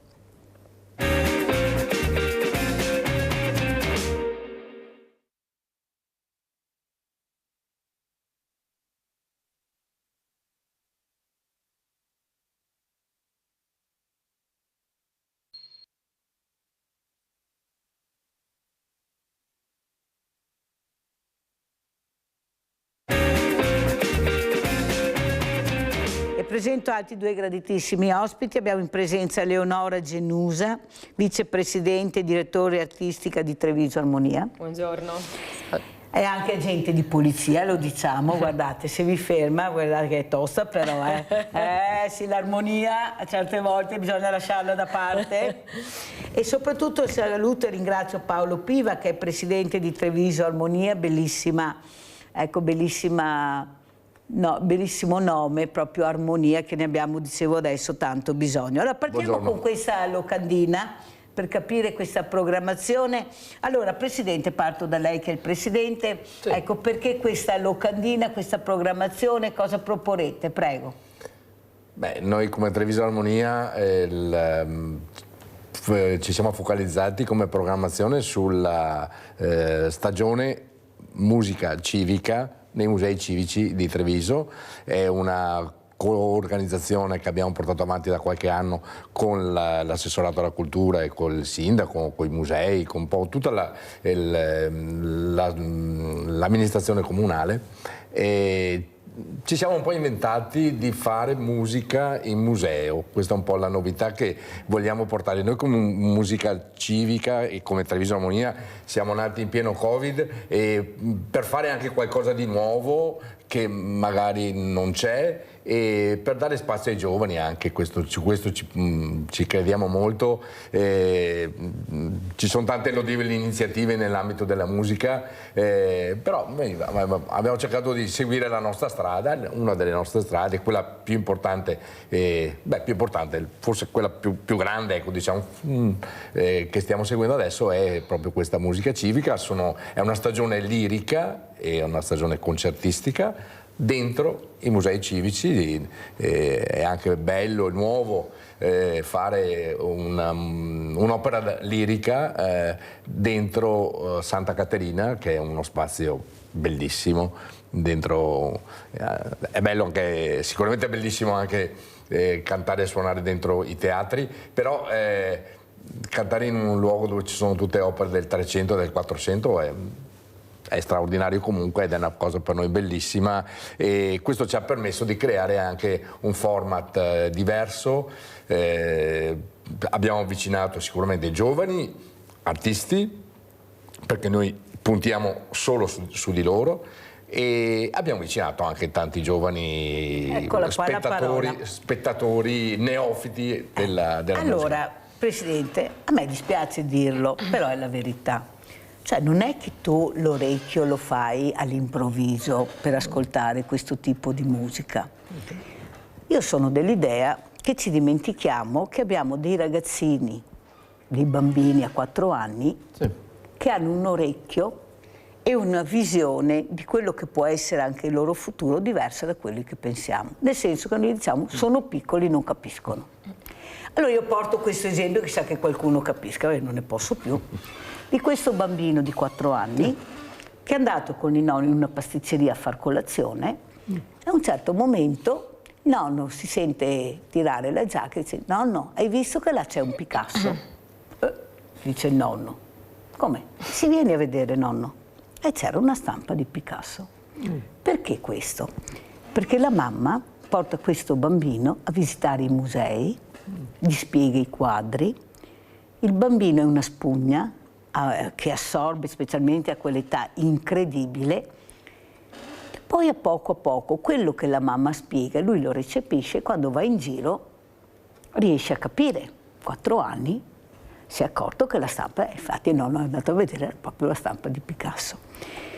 Non è che forse dobbiamo iniziare da piccolini, all'interno delle scuole, degli asili, a cercare di far capire l'importanza di ascoltare l'orecchio. Io mi ricordo laboratori, ad esempio il direttore della Fenice, che ha preso anche il Totila qui a Treviso, il dottor Eri, che è un caro amico, quando racconta che quando fanno i laboratori all'interno di questo meraviglioso teatro, i genitori fanno fatica a partecipare. Come? Dovresti essere felice di creare con tuo figlio un qualcosa. E invece non ci siamo, non hanno tempo, non hanno voglia, mio figlio, ma capisce? Poi non possiamo pretendere a 15 anni, se nessuno gli fa fare dei percorsi corretti, di avere chissà cosa. È vero che ci sono aperti questi musei, ma io vedo pochi giovani, anche i concerti, sì, ci sono, ma non quei numeri che dovremmo vedere. Eppure amano la musica, è logico, amano quella che riescono loro. Nel loro tempo. È il loro tempo. Però se tu hai l'orecchio fin da piccolo e ti portano a fare questo percorso, perché bisogna fare un percorso, cioè la lirica non è che la capisci, a 18 anni ti portano al teatro, ah no, anche no, mi annoio. Allora forse se tutti quanti facciamo squadra e riusciamo a capire che forse dobbiamo fare prevenzione anche con la cultura, ma iniziare, se no non ne andiamo mica fuori, avremo sempre i giovani da una parte, quei pochi che abbiamo, e gli altri da un'altra parte, che si fanno la guerra perché non riescono a comprendersi, a capirsi. La scuola dovrebbe essere a tempo pieno, si parlava prima anche con FOP, come i college. Perché dobbiamo vedere questi minori, 12, 14 anni, che si annoiano, sanno cosa fare, fanno delle stupidaggini che nuociono poi a tutta la comunità? Certo. Cosa ne pensa? Sentiamo anche Leonora Genusa, questa soprano. Ascoltare, bisogna avere un certo orecchio per ascoltare. Assolutamente, e assolutamente formare comunque i giovanissimi è uno degli obiettivi che secondo me dobbiamo proprio avere. Iniziare dagli asili, infatti noi per esempio la nostra Treviso Armonia collabora con 2 scuole di musica dove proprio alla Clara Schumann, con cui collaboriamo noi con la direttrice artistica Paola Vianello, lì proprio troviamo veramente i piccolissimi che arrivano poi sui nostri palchi a fare magari i primi concerti. Noi abbiamo notato che invece sui concerti che abbiamo proposto proprio per dove ci sono i giovanissimi, piccolini, i nonni veramente è stato un problema inserire tutti quanti le famiglie, perché l'auditorium che noi attualmente abbiamo, quello di Santa Caterina di cui parlava prima il Presidente, è un auditorium che ha praticamente 220 posti a sedere e che quindi per questioni di sicurezza non possiamo mettere oltre un tot di gente. Quindi far entrare tutte le famiglie ogni volta è assolutamente molto difficile. Il prossimo evento Venturo che avremo praticamente sarà proprio Turandot. Vediamo anche la locandina, ecco. Prego. E a Turandot praticamente che allo stato attuale è sold out e siamo molto felici per questo, ecco, e avremo appunto sempre al Santa Caterina e con la direzione artistica del appunto musicale del maestro Mauro Perissinotto, la regia di Valerio Lopane e tutto il cast che praticamente abbiamo all'interno è stato proprio prelevato all'interno, scelto all'interno delle nostre audizioni che facciamo ogni anno. Quest'anno i numeri praticamente dei ragazzi che si sono presentati si sono triplicati e noi siamo stati molto contenti perché siamo riusciti a trovare tutti i personaggi da inserire all'interno del cast tra i ragazzi, non dovendo più chiamare i professionisti perché mancava un personaggio o un altro forse personaggio. Diventa ancora più emozionante. Ancora più emozionante, perché poi questi ragazzi che escono o non sono ancora usciti dai conservatori o sono appena usciti dai conservatori arrivano a maturare magari il ruolo e poi l'anno dopo li troviamo a cantare sui grandi teatri, cioè per noi questa è una soddisfazione grandissima. Allora abbiamo Giusy, poi continuiamo, se no mi cade la linea. Vai Giusy. Ciao Mirella, buongiorno ai tuoi ospiti. Allora Mirella, perché a queste persone che vengono assunte dagli imprenditori agricoli non hanno delle stanze adeguate magari per una cucina, per una camera da letto, per un bagnetto, che possono arrangiarsi? Perché specialmente quelli che lavorano da loro dovrebbero fare questo, vuoi che non abbiano una stanza o due da metterli senza che vadano in giro a destra e a sinistra, non come al sud che hanno dei tendoni al caldo, al freddo, senza acqua. A te che hai bisogno devi fare te queste cose qua, che hai bisogno di manodopera, tot di mesi di questi extracomunitari e provvedere te, no, che uno e anche aumentare un po' di stipendio, perché con 3 euro all'ora, Mirella, non puoi fare niente. Delle stanze, 2 stanze, ma che si arrangiano da lavarsi, da farsi da mangiare con l'acqua e tutto questo volevo dire. Gli imprenditori che hanno bisogno devono fare loro questa cosa qua. No, che questi imprenditori che ringraziamo, hanno fatto di tutto ma per metterli in albergo, ma non si può andare avanti così. Gli imprenditori che hanno bisogno devono loro a fare queste cose. Vi saluto. No, non è così, Giusy, hanno dato una settimana di vacanza, non è che devono assolutamente, qualcuno deve capire che c'è qualcun altro che veramente deve creare una squadra attiva, una squadra che deve far capire che ci sono dei diritti e dei doveri, come su tutte le cose. Non chi ha diritto al dovere, tutti quanti assieme abbiamo sia diritti che doveri, ecco, non dobbiamo dividere le cose. Grazie Giusy per le riflessioni, però penso che già parlarne e aver fatto qualcosa, questa goccia nell'oceano, sia importante, soprattutto il ricordo di questa imprenditrice. Anche a me è successo in Germania, che non trovavo lavoro, ho scritto una lettera bellissima che è andata sui giornali, sui media, in mass media, e non trovavo lavoro nonostante avessi tutti i documenti in regola. La fatica, e dice bisogna capire che così non si può più andare avanti. Penso ne sappia qualcosa anche la nostra Leonora Genusa, oltre come vigile, e soprattutto la polizia locale che cerca anche lei di intervenire su problemi veramente che ormai riguardano tutta la società, non c'è niente da fare. Però per tornare alla cultura, abbiamo visto le locandine, e il problema è che bisogna incrementare. Ecco, io col professor Gerosa, che ringrazio per questa frase che ha detto, molto importante, se qualcuno le dice che facciamo già, risponda che ho detto io che non si fa ancora abbastanza. Ecco, io penso che sia una frase che riguarda tutti. Lei ha detto 2 scuole, io mi ricordo proprio qua a Treviso che è stata chiusa quella meravigliosa orchestra fatta di giovani.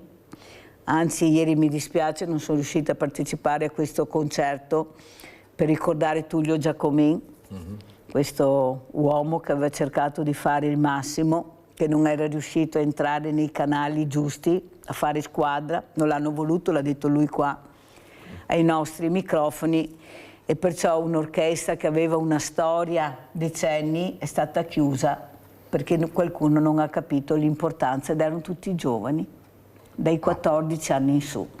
Allora, vede, Presidente, bisogna iniziare a capire che da soli non si va da nessuna parte, che abbiamo questi giovani che chiedono a grandi voci cosa loro interessa, che è la musica. Sta a noi decidere come fare per arrivare anche alla musica poi che loro amano, che loro decidono di ascoltare, ma con un orecchio anche diverso, di saper ascoltare varie musiche, vari canti. Prego, Presidente. Sicuramente i giovani oggi ascoltano, secondo me, di tutto. Io conosco giovani di varie età e secondo me sono comunque aperti ad ascoltare anche la musica che proponiamo noi. Lei prima ha raccontato un aneddoto e mi piace raccontarne un altro simile che è capitato anche a noi. Una giovanissima ascoltatrice e spettatrice, scusate, dei nostri concerti, si è presentata un giorno dicendoci che si era appassionata moltissimo alla musica e ha sempre portato sua nonna, che invece ai concerti non era mai stata. Questa bambina di 6 anni ha portato la nonna, che aveva gli anni che ha, adesso sicuramente non glieli abbiamo chiesti. Diversamente giovane. Ecco, mettiamola così. E questo ci ha fatto riflettere, ma in questo momento noi siamo molto contenti perché Musica Civica sta crescendo molto. Mi dispiace che non abbiamo neanche un video, Presidente, abbiamo locandine ma neanche un video. Prossima volta. Di video ne abbiamo in abbondanza, quindi non c'è nessun problema. E l'età media degli spettatori sta scendendo, vediamo che un po' alla volta la sala si riempie e la prospettiva comunque è di crescere molto, perché i numeri ce lo dicono, insomma, quindi l'entusiasmo c'è, ma non solo. Quando siamo partiti abbiamo sempre pensato di raggiungere un certo target di età, invece siamo contenti di esserci un po' sbagliati e adesso bisogna un attimo, uno dei nostri obiettivi iniziali e uno dei nostri desideri principali è sicuramente quello di arrivare a coinvolgere anche le scuole. Io e Eleonora, una delle primissime cose che abbiamo, anzi forse la prima cosa che cui abbiamo pensato assieme, è quella di collaborare con le scuole, e poi le cose si sono evolute in un'altra maniera, ma insomma, non ci stiamo tanto a questo punto a tornare un po' sui nostri passi, o comunque aggiungere, neanche tornare sui nostri passi, aggiungere a quello che già stiamo facendo un avvicinamento, come fa anche il Teatro Comunale, che alla Generale invita studenti delle superiori, mi pare. Senta Presidente, ma non le sembra che abbiamo questi teatri troppo chiusi? Io penso che sarebbe ora di aprirli anche in orari diversi. Lei ha parlato prima di questa bambina che ha portato la nonna a vedere. Io penso che anche nelle RSA sarebbe bello che al pomeriggio magari queste persone, perché tante amano la musica, i concerti, le opere, ma non riescono ad arrivare, sono orari impossibili per loro. Io l'ho chiesto più volte, mi hanno dato ragione che è vero che si dovrebbe anche cambiare quella che è l'apertura dei nostri teatri. Una volta che avevano meno mezzi e poche risorse, però i teatri erano più aperti. Erano aperti conforme anche le stagioni. Io mi ricordo a Carnevale, ad esempio, era bellissimo, proprio il Teatro del Monico, che si chiamava Teatro Comunale, era aperto per queste bellissime manifestazioni che si creavano proprio con i bambini, con noi bambini. Ecco, ed era bello vedere la famiglia, il diversamente giovane, tutti partecipavano. Adesso troppo selettivo, a mio avviso, prezzi delle volte impossibili, perché bisogna dire la verità, e soprattutto cercare di capire che questi beni sono stati lasciati alla comunità. E quando un progetto è bello e valido, tu lo devi dare il teatro, non lo devi chiudere o perché non hai i requisiti. Se il progetto è un progetto inclusivo, il teatro è fondamentale, o sbaglio, Leonora? Il teatro è fondamentale, è uno degli enti centrali dei cittadini, attraverso il quale praticamente il cittadino può esprimere anche quel lato magari nei sentimenti che fa fatica a esprimere magari con gli altri enti. È sicuramente un posto di ritrovo nella quale la persona può proiettarsi e può trarne tanto vantaggio a livello musicale, a livello culturale, un punto d'incontro anche con altre persone, per conoscere persone nuove magari, anche che fanno parte di movimenti culturali anche un po' differenti rispetto a quelli che siamo riusciti a vedere, quindi creare comunque interazioni differenti sicuramente.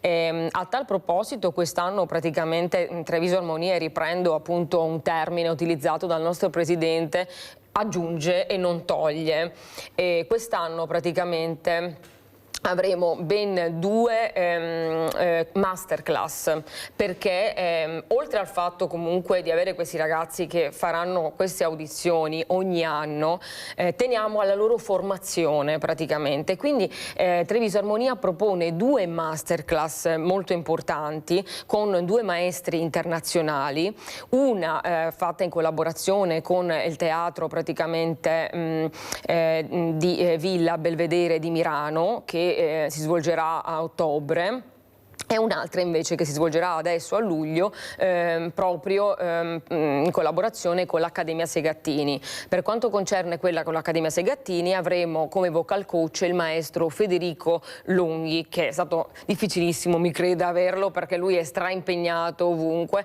ed è una persona che lavora tantissimo con i giovani. Dall'altro lato invece abbiamo un altro artista internazionale che avremo l'onore di averlo solamente noi in tutta Italia, praticamente, per questa masterclass di perfezionamento per i ragazzi che si svolgerà appunto a Milano, come ho detto poco fa, il maestro Massimo Iannone. Proprio mi rivolgo ai giovanissimi di prenotare caldamente l'incontro eventuale per una full immersion di pochi giorni, nella quale loro potranno avere dei consigli che poi si potranno portare dietro sui repertori che andranno a preparare, sui vari praticamente sulle varie aree, come impostarle o come no, di decidere insieme a noi praticamente l'impostazione del lavoro e di prenotarle anche Entrambe, tutte e due le masterclass, avranno dei concerti conclusivi, uno in teatro, praticamente quello di ottobre, il teatro di Villa Belvedere di Milano, l'altro invece è l'auditorium a San Donà di Piave, praticamente Leonardo da Vinci, quindi permetteremo sempre e comunque l'avvicinamento con il pubblico, perché questo abbiamo capito che fa maturare tantissimo comunque i ragazzi. Presidente, forse però è anche da capire dove la politica e la scuola vorranno parare, nel senso, una volta c'era l'ora di ginnastica, adesso è sparita, c'era l'ora della musica, adesso se hai la fortuna di avere qualche insegnante, qualche dirigente che capisce l'importanza, ma perché si tolgono le cose che fanno bene? Ecco, io mi domando, cos'è la scuola per un ragazzo? Perché lo dicono loro stessi che bisogna cambiare, bisogna avere una scuola diversa, una scuola che mi intrighi di più. Cosa vuol dire quando un ragazzo ti dice voglio essere intrigato di più? Allora andiamo a vedere proprio questi ragazzi all'Istituto Planck e poi sentiamo cosa hanno detto. Andiamo a sentire.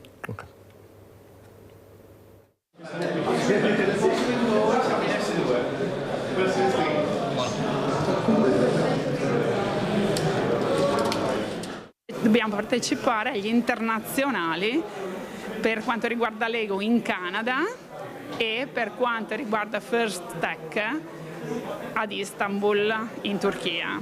Prossimamente, ovviamente è una cosa speciale, meravigliosa, un'esperienza pazzesca per i ragazzi, ma sicuramente un po' corposa per le famiglie, quindi stiamo cercando aziende, famiglie, chiunque voglia sponsorizzarci in questa impresa. La prof lancia un appello per aiutare i meritevoli alunni dell'ITIS Max Planck di Lancenigo che si sono qualificati per le finali internazionali di robotica, dopo essersi piazzati al terzo e quinto posto delle finali nazionali, a raggiungere i loro obiettivi. 2 trasferte in Canada per la Lego League e ad Istanbul per la First Tech, 2 viaggi che diventano una spesa per le famiglie, ma ai quali non si vuole rinunciare perché i progetti di questi giovani meritano di essere visti da una platea mondiale. Noi ragazze, se abbiamo questa passione, è giusto procedere con questo e fare quello che ci piace e meglio che possiamo. Sei mai stato ostacolato dai genitori? No, mai.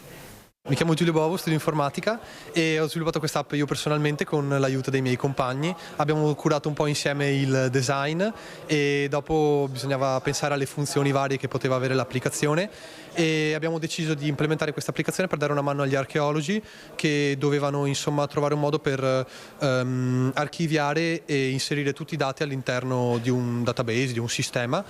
Faccio parte di questo team, più la parte di ricerca, la parte del progetto scientifico, dove facciamo in modo possibile di poter fare ricerche e innovare il nostro progetto rendendolo il migliore possibile. Da grande vorrei intanto continuare con gli studi e spero di poter continuare gli studi con l'ingegneria meccanica e di poter raggiungere i miei obiettivi. Soprattutto quest'anno ho provato in prima persona l'esperienza di fare tavolo, quindi far partire i robot durante le gare e durante le nazionali a Palermo, e questo è quello che mi appassiona di più. Infatti durante anche le varie volte durante gli incontri io lavoro soprattutto alla parte di campo del tavolo, quindi a creare i robot. Questa realtà è una realtà straordinaria, i docenti si spendono e tutto il personale si spendono per migliorare il più possibile l'offerta formativa e gli studenti ottengono risultati eccellenti.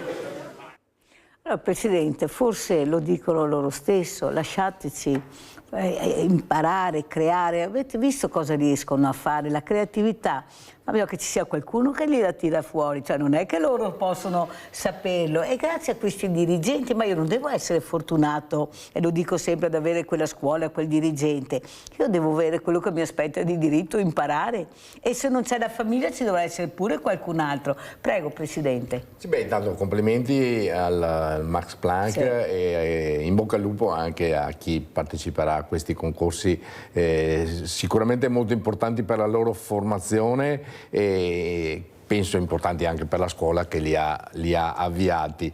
Per quanto ci riguarda, sicuramente le pubbliche amministrazioni dovrebbero fare la loro parte, e la nostra esperienza è sicuramente positiva in questo senso. Il Comune di Treviso, i musei civici ci sostengono e ci danno una mano importante, e sicuramente un aiuto importante può venire dagli sponsor, come qualsiasi iniziativa pubblica e privata. Come fa questa dirigente? Esattamente, anche noi siamo fortunati, abbiamo trovato, l'avete visto nella messa in onda, abbiamo trovato degli sponsor anche di un certo rilievo, degli sponsor importanti, diciamola tutta, perché sennò sembra quasi che li voglia sminuire. Io però su questo argomento qua, se mi chiama in causa, io farei un ragionamento un po' diverso, nel senso che la nostra esperienza di musica civica e di Treviso Armonia è un'esperienza nella quale abbiamo cercato di proporre in modo più semplice una cosa che tanto semplice non è.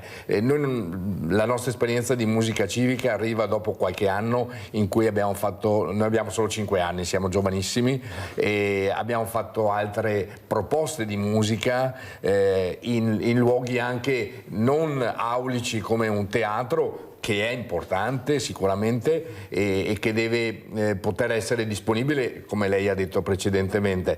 Però credo che la strada che abbiamo seguito fino adesso e che ci ha dato dei risultati è stata questa, quella di rendere un po' più mi passi il termine user friendly, una lirica che però soprattutto la musica lirica è vista come una cosa aulica, come una cosa solo per grandi appassionati, però non è vero. Però e noi su questo ci crediamo molto. Quello è passato, non c'è niente da fare. Questa è la strada che stiamo seguendo. Perché il percorso, ad esempio, io chiederei a Eleonora, devo correre perché il tempo è tiranno. Stringe. Ecco, quando ha saputo Eleonora, ha capito che dentro di lei c'era qualcos'altro, sì, un lavoro che mi dà sicurezza, che mi piace, però anche una passione, che è il canto, che è un'altra cosa. E la famiglia quanto è importante? Prego, Leonora. Io l'ho coltivata fin da piccola, proprio come diceva lei, cioè io avevo papà che è stato appunto primo clarinetto della Banda Nazionale dell'Esercito, che mi faceva ascoltare Mozart, io ancora non ero ancora nata, ecco, in pancia ancora di mamma e papà, quindi poi sono cresciuta e suonavo il pianoforte sulle gambe di papà, per esempio, quindi a me la musica mi ha sempre accompagnata, io non l'ho mai praticamente lasciata. Poi è arrivato dopo il conservatorio, i debutti sui palcoscenici, però si parte sempre praticamente dalla conoscenza proprio dell'infanzia. Quello è importantissimo, perché il bambino che forma il proprio orecchio praticamente sarà sicuramente un bambino che riuscirà molto meglio su tanti altri campi, sulla creatività, sulla parte culturale, sull'avvicinamento anche alle altre persone, quindi il potere anche farsi delle amicizie, non stare sempre attaccati a questi prolungamenti delle nostre braccia che sono i tablet, i telefonini, la tecnologia, purtroppo, che è stra importantissima, ci ha portato veramente tantissimi benefici, però dall'altro lato forse non eravamo così pronti per ricevere tutto questo, ecco. Da bambini, lei ha ragione assolutamente, bisogna cominciare a forgiare fin da bambini questo ho un dono, te lo dono, e attraverso questo praticamente loro sicuramente riusciranno a capire effettivamente qual è il loro dono, qual è la loro strada in maniera anche più naturale sicuramente. Poi li ho visti proprio alla Fenice, questi bambini si divertono un sacco, ma come si impegnano, poi lavorano assieme, ecco inclusione. Ecco saper fare squadra, parlare, socializzare, perché funziona così. Una volta c'erano le famiglie numerose, adesso c'è un figlio, sei già fortunato, però bisognerà capire che bisognerà anche agire in questa maniera, perché sennò non ne veniamo fuori. Visto che abbiamo parlato di cultura, andiamo a vedere cosa è successo alla Biennale, apertura e manifestazione, poi lo commentiamo.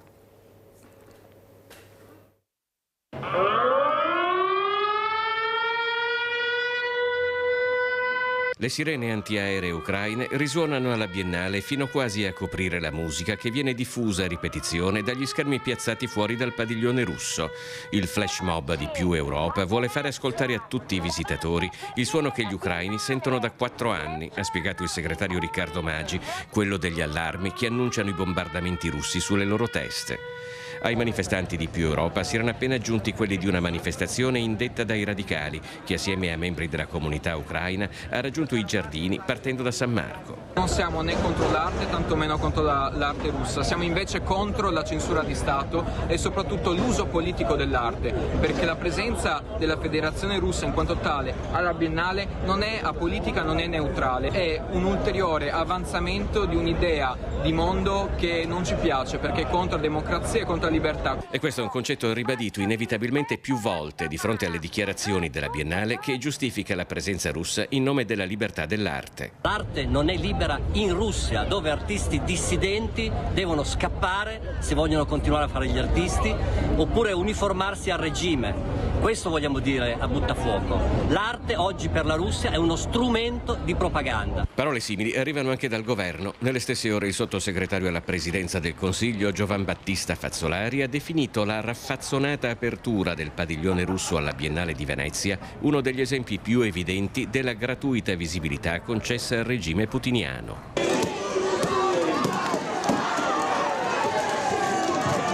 I fronti aperti sono parecchi. Meno di 24 ore prima, una manifestazione di solidarietà alla Palestina e contro la presenza di Israele alla Biennale aveva vissuto momenti di tensione durante un tentativo di forzare il blocco delle forze dell'ordine. Ma in realtà la protesta era già dentro la Biennale, con diversi padiglioni chiusi per lo sciopero dei lavoratori della cultura solidali con la causa. Uno dei tanti aspetti unici di questa edizione, iniziata senza una cerimonia d'apertura, senza il ministro della cultura e anche senza giuria internazionale che si è dimessa in blocco. Il Leone d'Oro e il Leone d'Argento saranno assegnati dai visitatori, una cosa che a Venezia non manca mai. All'apertura dei cancelli, che alle 11 ha dato il via alla Biennale, c'era mezzo chilometro di fila ai giardini e circa 200 metri all'Arsenale. Ecco ora, le code per vedere la cultura, l'arte. Allora, Presidente, forse dobbiamo riflettere su questo che vediamo, su quello che sentiamo, perché c'è questa passione, però bisogna capire come viene gestita la passione, da chi, l'arte, la cultura, la competenza. Ecco, il saper fare cultura, il saper proporre cultura. Ecco, la comunicazione è fondamentale. Prego, Presidente. Ma, vedendo queste immagini qua si resta sempre un po' in parte sbalorditi, in parte anche, permettetemi il termine, anche un po' tristi vedere queste situazioni in cui la cultura effettivamente è soffocata. Adesso io da così distante non mi sento di poter dare un giudizio e di poter capire effettivamente la realtà ucraina, la realtà russa, sono dei territori che personalmente non conosco, quindi non mi permetto di giudicare, però credo che la musica dovrebbe essere un qualcosa che va al di là di tutto. Ecco. Io capisco i manifestanti, certamente stiamo parlando di regimi autoritari che fanno delle guerre che nel mondo non ci dovrebbero essere, come diceva lei prima giustamente. Io personalmente mi permetto solo di osservare da distante, perché io sono comunque distante, che la musica, l'arte, la passione per l'arte, le qualità artistiche che tanti hanno sono a volte veramente molto importanti e andrebbero incoraggiate, non soffocate. Questo non ci dovrebbe essere. Poi che il padiglione della mostra, che i padiglioni siano stati chiusi o aperti, la posizione della giuria di dimettersi, personalmente non mi sento di entrare nel merito, perché è quando si è dentro che le cose si capiscono, da fuori si possono solo immaginare. Quindi io credo che l'arte, ecco, quello che ci dovrebbe accomunare è che l'arte è universale e la passione per l'arte deve essere universale, poi ognuno fa le sue scelte. Sentiamo Roberto da Vicenza. Ciao Roberto. Sì, buongiorno. Buongiorno. Allora, mi preoccupa un po' queste situazioni qua, perché contro la Russia continuamente, ma è proprio una situazione dalla fine della seconda guerra mondiale, che hanno sempre voluto emarginare la Russia e ci sono riusciti di nuovo, rompendo il collegamento fra Germania e Russia, che lì non ce n'era per nessuno dopo, perché la Germania si portava dietro tutta l'Europa, e con la Russia, fra materie prime e tecnologie che abbiamo noi in Europa, non ce n'era per nessuno. Chi era sempre comandato qua non comandava più, e continuano queste storie qua. Adesso quelli che hanno protestato, lo sapete, no? C'è più Europa, è finanziata da Soros, che è stato quello che ha messo 5 miliardi per cominciare la guerra contro la Russia, per fare il colpo di Stato nel 2014. E mi fanno cadere le braccia veramente queste situazioni qua. E devo ammirare Buttafuoco, che ha la schiena dritta, bisogna fargli i complimenti, perché nel governo che c'è adesso non ci sono persone come lui. Veramente è da ammirare, non da guardare se è destra o sinistra o centro, da ammirare la persona che ha tenuto la barra dritta. Poi ci vogliono comandarci, quando un paese qua in Europa le elezioni vanno come non vuole l'Europa, annullano tutto. Siamo veramente in una situazione delicata. Vi saluto e vi ringrazio. Grazie a te Roberto, abbiamo sentito anche le riflessioni di Roberto, ognuno poi a casa fa le proprie. Il problema è, a mio avviso, che l'arte e la cultura dovrebbe essere sopra qualsiasi altra cosa, perché sennò non ne veniamo più fuori e non si va da nessuna parte. Ecco, poi arriva la rabbia, arriva la violenza e cade tutto il bello di quello che era magari una manifestazione importantissima come la Biennale. Di chi è la colpa? Di chi dovrebbe prevenire prima? Siamo sempre là. Ecco, prima di fare le cose bisogna fare prevenzione, perché se le fai male o se non la fai nella maniera giusta e corretta, poi succede di tutto e di più. Abbiamo sentito anche col film di Regeni che non aveva trovato i soldi, e adesso il ministro si è arrabbiato e ha mandato a casa i dirigenti, così almeno sembra. Però dopo bisognerebbe farlo prima, perché se fai sempre dopo, il dopo non funziona mai. Allora sentiamo anche cosa ne pensa Leonora Genuso di questa prevenzione che si dobbiamo fare anche nei giovani. Ecco, questa rabbia che voi vedete, questi atti, parliamo anche un po' questo bullismo, io ho trovato una mamma l'altro giorno che è anche un'amica, mi ha raccontato di sua figlia che è stata bullizzata a scuola. Ha detto, quando ho visto queste ragazzine tutte perfettine per bene, mi sembrava perfino impossibile che fossero le bulle di mia figlia. Ecco, cosa sta succedendo ai ragazzini? Ecco, forse ecco che abbino l'arte, la bellezza, la musica, l'ascolto, forse non si annoierebbero e farebbero, perché le fanno per noia e non è che le facciano. Chi è che li guarda, che li controlla? Nessuno. Prego. Sta succedendo secondo me che le nuove generazioni dovrebbero essere più, diciamo, portate al ragionamento e al dialogo con l'altro. Gli strumenti tecnologici sicuramente danno possibilità di aiutarci su tantissimi campi, però ci limitano nei ragionamenti e nei dialoghi sicuramente. L'arte è qualcosa che dovrebbe sempre volare alto, sopra ogni altra cosa. L'arte forma, così come anche la cultura. E questo è uno dei motivi per cui noi ci siamo battuti tantissimo in questi anni. Anche trovare il modo di fare arte, non avendo moltissime risorse, perché poi quello è, no? È il problema, è che ti viene risposto, ma non ci sono i soldi. I soldi non ci sono, ma l'arte non può chiudersi, non può spegnersi, non è un interruttore. L'arte deve andare avanti, deve essere coltivata dai ragazzi, perché è espressione di quello che noi abbiamo dentro. Ormai oggi si è persa questa cosa, perché anche la scuola è molto iscatolata, cioè tu devi fare il programma ministeriale, quello è, e quello vai a fare. La lezione frontale è quella, io ti interrogo.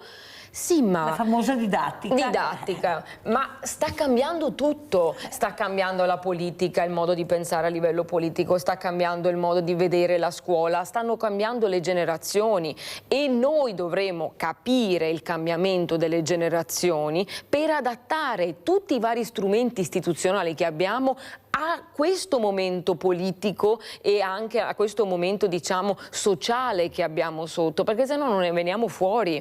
L'arte e la cultura sicuramente ci possono aiutare in questo, però non dobbiamo lasciarla da sola, questo no. Cioè, per esempio, uno degli obiettivi di Treviso Armonia è sempre stato quello di fare rete con le istituzioni, rete praticamente con le altre, praticamente gli altri enti. Una rete culturale viva che però non si blocchi a Treviso, ma esca anche oltre Alpe praticamente, perché ormai il mondo è talmente collegato ed è talmente veloce con la nuova comunicazione che non possiamo pensare qui e ora, no.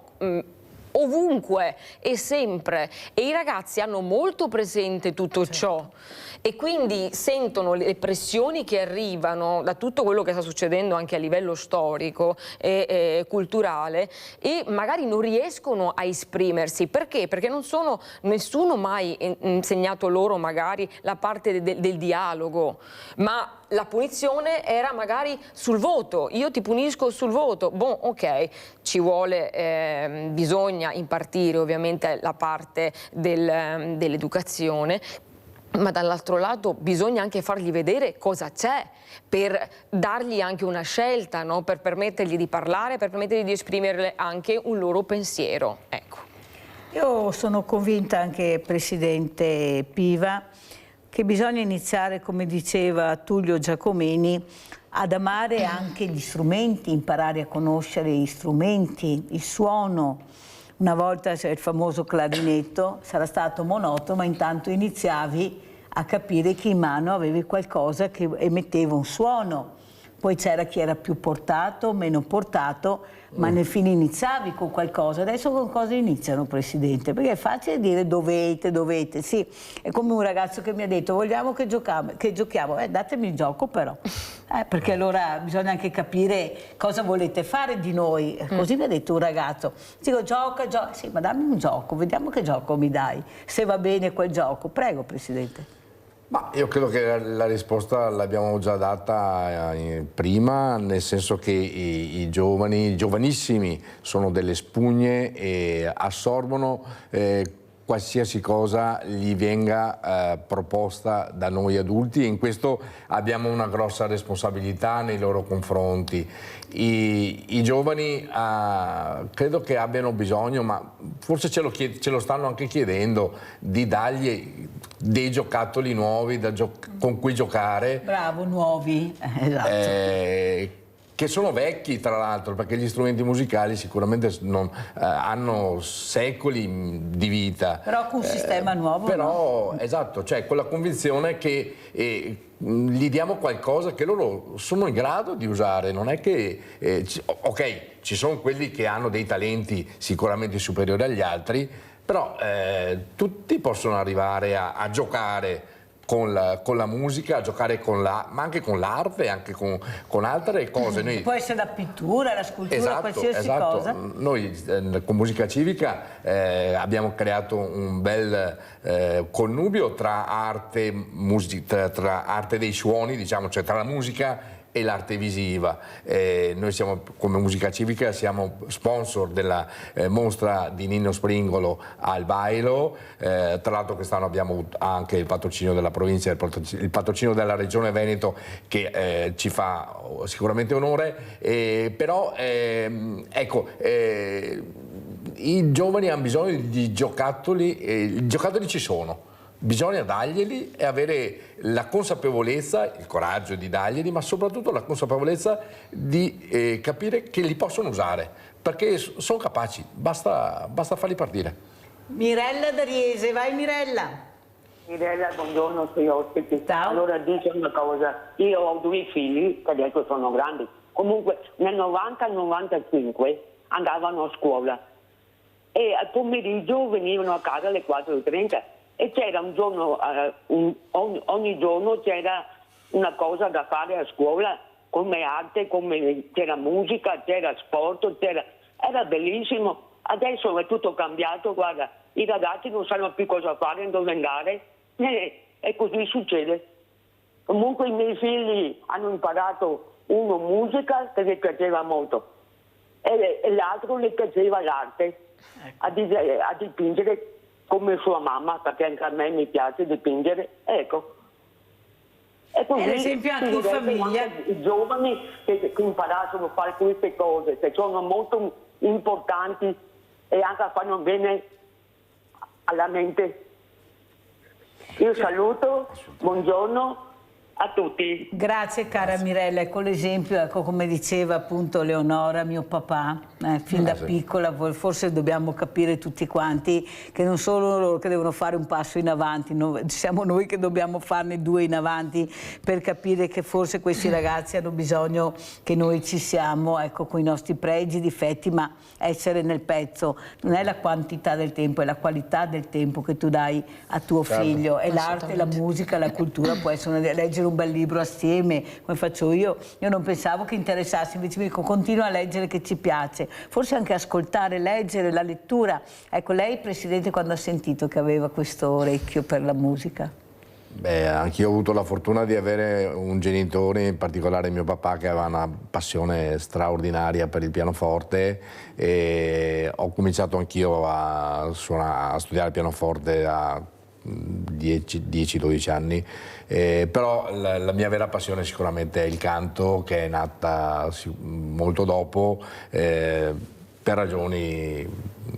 per nessuna ragione, perché è andata così, non c'è un motivo particolare. E il mio percorso è stato sicuramente breve, non sono un cantante in carriera, però la musica, il canto in particolare, è una cosa che prende veramente tutto noi stessi, e è un'esperienza che consiglio veramente caldamente a tutti, perché è una cosa molto particolare, è uno studio assolutamente atipico, passatemi il termine. Non è come studiare una lingua, non è come imparare altre cose, infatti poi, come giustamente diceva Leonora prima, gli insegnanti di canto per esempio a volte sono delle figure molto molto importanti, anche per l'allievo che studia, ma non solo dal punto di vista tecnico o di ascolto o di interpretazione, ma proprio anche dal punto di vista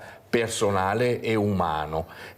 Quindi la strada della musica è questa, e quindi dare in mano, come dicevo prima, un giocattolo a dei bambini, a dei giovani, è una cosa che gli facciamo un grande regalo, perché poi dopo loro con quel giocattolo nella vita cosa se ne faranno non lo sappiamo, perché poi ci sono quelli che magari si stufano. Beh, io col pianoforte mi sono fermato ad un certo punto, non mi piaceva, però col canto io sto continuando a studiare, perché vado ancora a lezione, e il giocattolo che gli diamo in mano non sappiamo che futuro possa avere, ma sicuramente è un futuro di bellezza, e comunque una bellissima esperienza personale che possono fare, e sta anche a noi appunto avere il coraggio di cominciare, anche se e anche la consapevolezza di capire che possono iniziare. Leonora, l'orecchio, come dice il Presidente Piva, è importante, bisogna vedere cosa vuoi ascoltare, ecco, cosa ti prende, che ti intriga,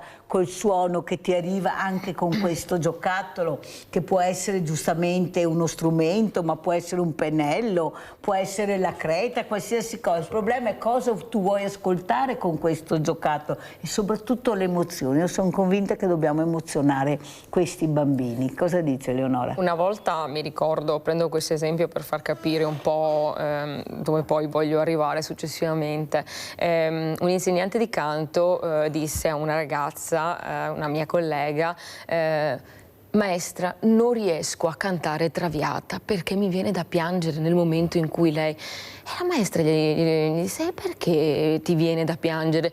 Non sei tu stai solo interpretando in quel momento là. Maestra, ma io sono quel personaggio in quel momento là, io vivo le emozioni di Violetta Valéry in quel momento là, quindi l'arte riesce, in questo caso il canto, a farti immedesimare in qualcosa che tu o hai vissuto o vivrai magari e che stai immaginando. È un mondo praticamente nel quale ci inseriamo, fatto di respirazione, fatto di suono, fatto di colori musicali, che possono essere i colori musicali che si emettono con un suono. Fatto di regole, fatto di regole, assolutamente, di tempi da rispettare, perché sotto di te c'è l'orchestra che suona, quindi non è che tu puoi tenere un acuto all'infinito, no? Perché magari c'è l'attacco dopo dell'orchestra, si cambia tempo, si cambia ritmo, cambia tutto. Quindi questo veramente ti mette davanti un parterre di scelte, anche di proprietà di linguaggio, di proprietà di dialogo, possibilità proprio di erudire quello che hai all'interno di te stesso, di emozioni, di farle crescere e di diventare anche una persona migliore, vogliamo, diversa rispetto a quello che noi invece oggi magari ci viene proposto da tantissimi esempi che dovrebbero essere da seguire, ma molto spesso non sono da seguire, sono da imitare caldamente. Ecco, calmarti, Esatto. distendere, ecco l'armonia. Presidente, come ci saluta? Ormai è finito il tempo, con quale messaggio? Sicuramente invitando tutti al nostro prossimo evento del 23 maggio a Santa Caterina e soprattutto a quelli successivi, perché questo del 23 maggio effettivamente siamo già pieni. Abbiamo a giugno una bravissima pianista, giovanissima, che stupirà sicuramente il pubblico che la verrà ad ascoltare, e concluderemo poi la nostra musica civica con un bellissimo tema che riguarda la grandissima cantante Maria Callas, con un concerto, un gala, sempre con giovani artisti che abbiamo selezionato e che abbiamo veramente il piacere di avviare, ai quali auguriamo personalmente, ma penso interpreto il pensiero anche di Leonora, abbiamo veramente, sarebbe veramente per noi un grandissimo onore che facessero una carriera importante e avere la fortuna che magari sono partiti da noi, ecco. Quindi aspetto il pubblico per i prossimi nostri eventi, ce la metteremo tutta per fare degli spettacoli belli come quelli che abbiamo portato avanti fino adesso. Grazie a Paolo Piva, presidente di Treviso Armonia, grazie a Leonora Genusa, vicepresidente appunto artistica di Treviso Armonia, di essere stati con noi. Pubblicità.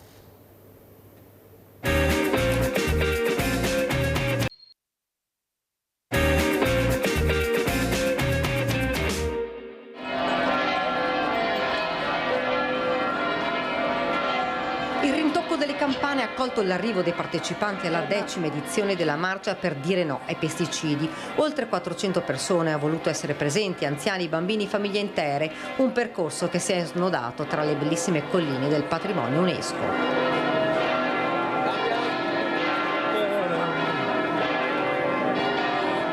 Certo, questo è patrimonio UNESCO, noi abbiamo problemi anche più gravi nella zona del Valpolicella, zona del Custozza, zona del Soave, zona del Bardolino, stessi problemi, e anche nei meleti della Bassa Veronese. Abbiamo la percentuale più alta di pesticidi di tutto il Veneto. Stop perché? Perché ormai è assodato che sono cancerogeni e creano comunque grossi problemi alla salute, e perché c'è bisogno di un cambiamento. Sono arrivati da tutto il Veneto, ma anche dal Trentino, per manifestare contro i pesticidi, slogan, cartelloni, una marcia che è partita da Cison di Valmarino ed è arrivata fino all'abbazia di Follina. La salute per le persone e per l'ambiente, questo è il nostro appello, qualche cosa che deve interessare tutti, e quindi ci stupiamo che non siamo tutti quanti in questa piazza, quindi soddisfatti, ma bisogna fare di più. Siete in tanti, ma servono ancora più voci. Pochi ma buoni. Tante le associazioni ambientaliste, in prima fila anche i sindacati. Noi pensiamo che le battaglie vadano unite, ovvero la battaglia dei diritti dei lavoratori e la battaglia per il rispetto dell'ambiente. Noi oggi stiamo assistendo a due fatti ben precisi, ovvero la violenza perpetrata all'interno di questo territorio, all'interno dell'ambiente circostante, con la monocoltura della vigna e l'utilizzo massiccio di pesticidi per maggiori rese. Dall'altra parte abbiamo lavoratori e lavoratrici sfruttate nei campi che sono attori di una filiera che di fatto svilisce l'agricoltura, non rispetta i diritti dei lavoratori e non rispetta l'ambiente. Un'agricoltura senza pesticidi per salvare l'ambiente e la salute della gente. Perché si passi a un'agricoltura più attenta al territorio, in cui quella che è l'attività economica non vada contro quella che è la salute dei cittadini. Vediamo tanti bambini giovani. Sì, perché ci sono anche l'impegno delle mamme contro i pesticidi e una di loro è organizzatrice tra l'altro proprio della marcia, ed in fin dei conti io sinceramente faccio queste cose più che per me, per questi bambini qua che hanno diritto a crescere in un mondo che sia quanto meno contaminato possibile. Saluto e ringrazio veramente il sindaco Luciano Fregonese, sindaco di Valdobbiadene. Siamo partiti con questo servizio perché i sindaci sono anche responsabili della salute dei loro cittadini. Ecco, come commenta questo servizio, sindaco Fregonese? So che posso farle questa domanda, è una persona corretta che ci mette la faccia e non ha problemi, penso, a rispondere. Prego, sindaco. Buongiorno, grazie per l'invito.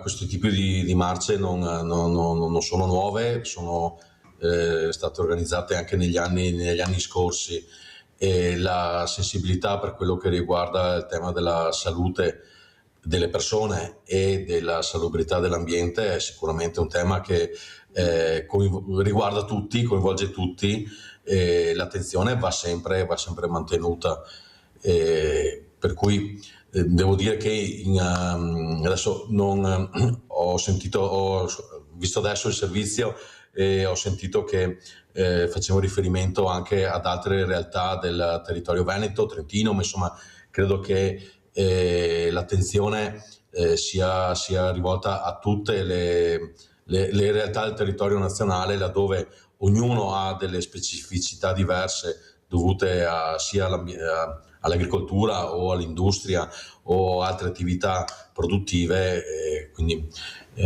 credo che il lavoro da fare sia continuo. Non si può sicuramente dire di aver raggiunto gli obiettivi finali, è un lavoro che si sta, devo dire, comunque facendo almeno dal 2010, da quando è stato proposto, poi definitivamente approvato dal 2014 nell'area della DOCG da tutti i 15 comuni appartenenti. Mi riferisco al regolamento di polizia rurale intercomunale, che permette di avere una uniformità di regole in tutti i comuni, e da lì si è partiti negli anni in un percorso lungo ma comunque serio di confronti con l'azienda sanitaria, con il consorzio di tutela del Conegliano Valdobbiadene DOCG, e anche col consorzio della DOC e con le associazioni categorie agricole, per far sì che e con la regione, sicuramente con la regione, per far sì che la sensibilità ambientale venga sempre più inserita all'interno dei regolamenti di polizia rurale. Va detto che dal 2019 questo regolamento intercomunale di polizia rurale ha previsto il divieto dell'utilizzo dei principi a base di glifosate, quindi diserbanti, perché era uno degli elementi di maggiore attenzione in quegli anni là, e tuttora insomma vige il divieto, e così come tutta una limitazione di prodotti altamente nocivi che sono vietati. Questo è sufficiente, Probabilmente no, bisogna continuare a lavorare in questa linea, utilizzando anche tutte le innovazioni tecnologiche che ci possono aiutare.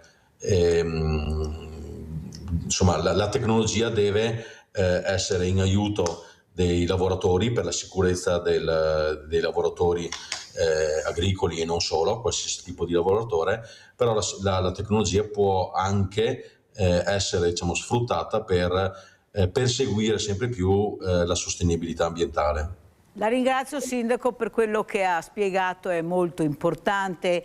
Ecco, avete capito, sono sindaci magari che sono nell'occhio del ciclone, ecco perché veramente qualcuno dice cosa sta succedendo, però avete sentito la risposta che ha dato il Sindaco Fregonese, mi sembra molto chiara. Il problema è che non bisogna mai abbassare la guardia, vero Sindaco? E soprattutto ecco, tenere veramente gli occhi sempre aperti, che purtroppo il furbetto c'è sempre dappertutto. E comunque abbiamo Maurizio da Conselve, vai Maurizio. Ciao Mirella e buongiorno al tuo ospite. Io vorrei riferirmi al sindaco. Allora, il video che avete mandato è sbagliatissimo. Adesso vi spiego il motivo. Allora, innanzitutto, da che mondo è mondo, da qualche periodo a questa parte, se non sbaglio, i nostri prodotti italiani e quelli veneti sono stati firmati dall'UNESCO. Allora, possibile che 4 fenomeni di questi ambientalisti da strapazzo vedono pesticidi dappertutto? Ma la causa non è questa, perché ci vogliono inculcare di portare a mangiare straniero oppure gli insetti.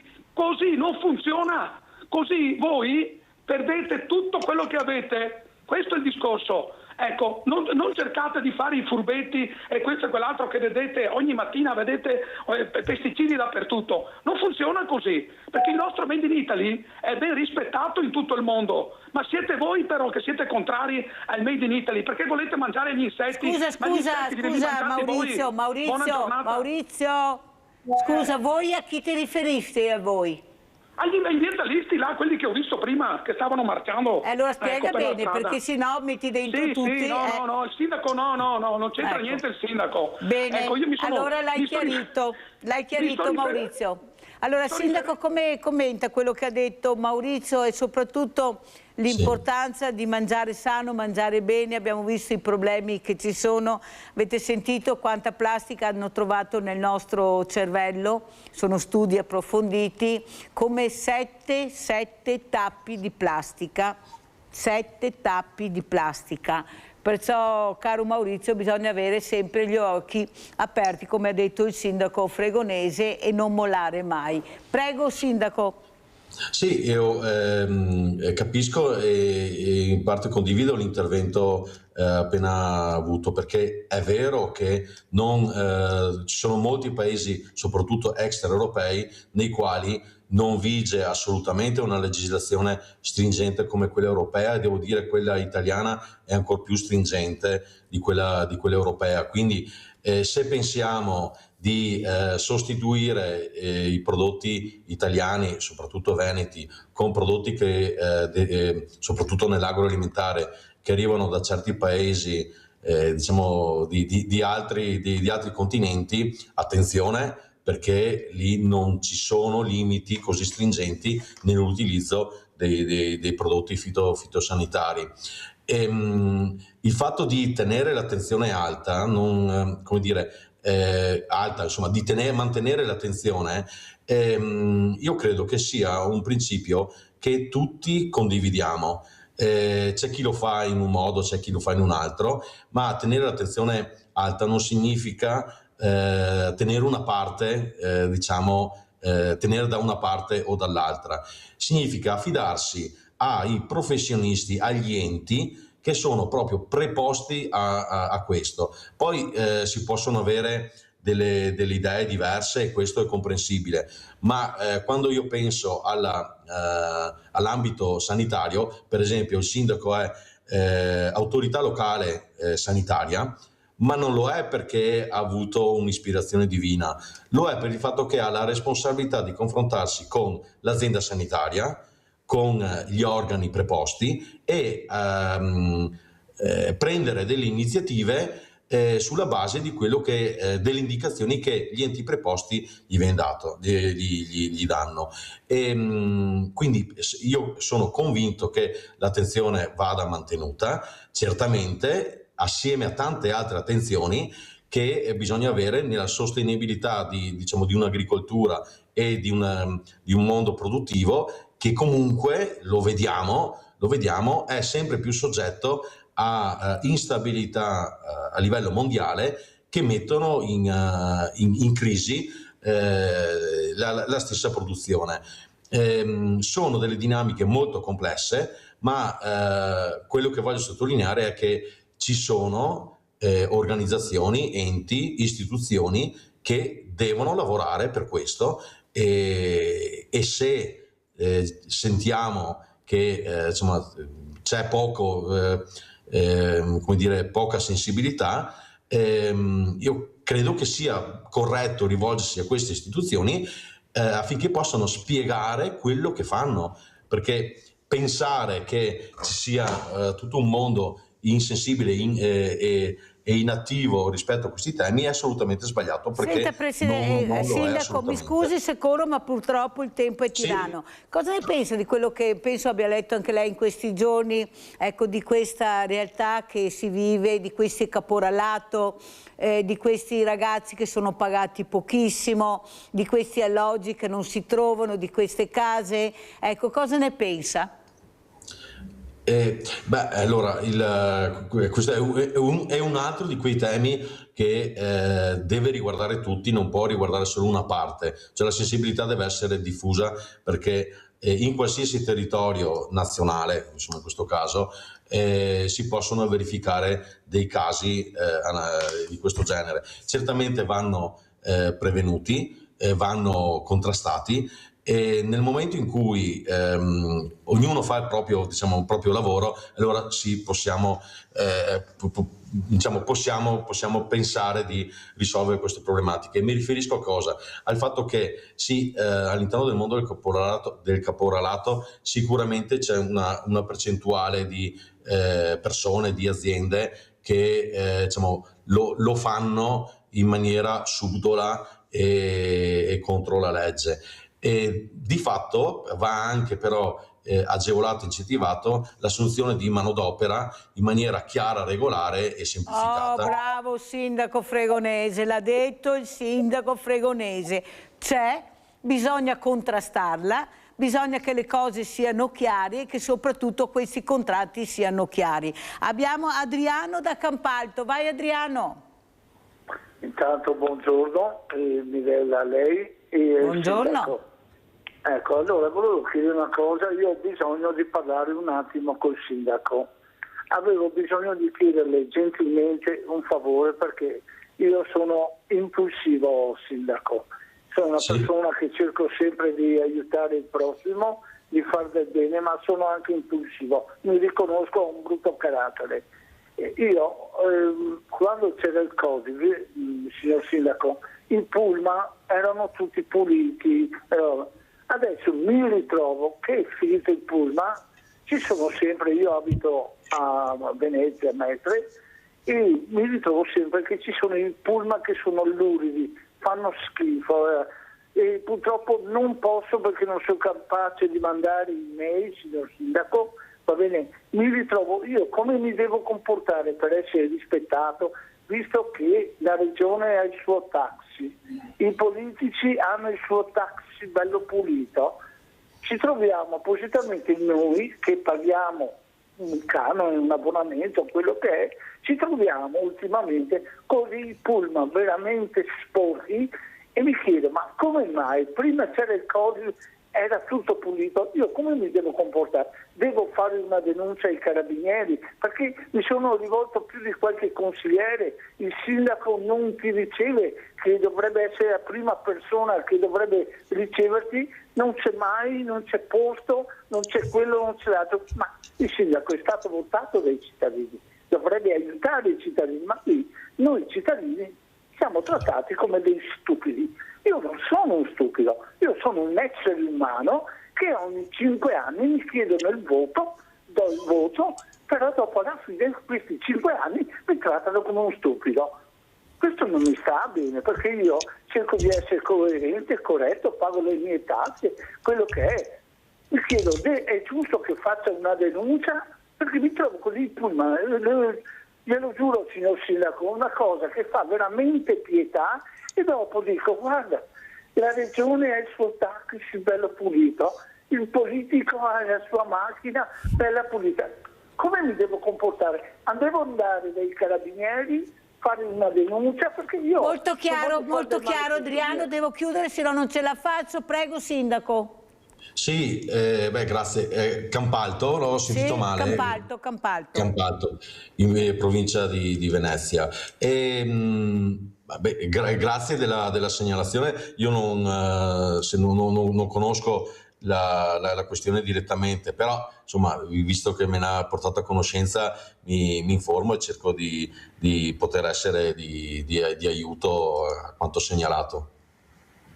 Sindaco, un'altra cosa importante è capire anche dove si andrà a parare con le case, queste case che mancano.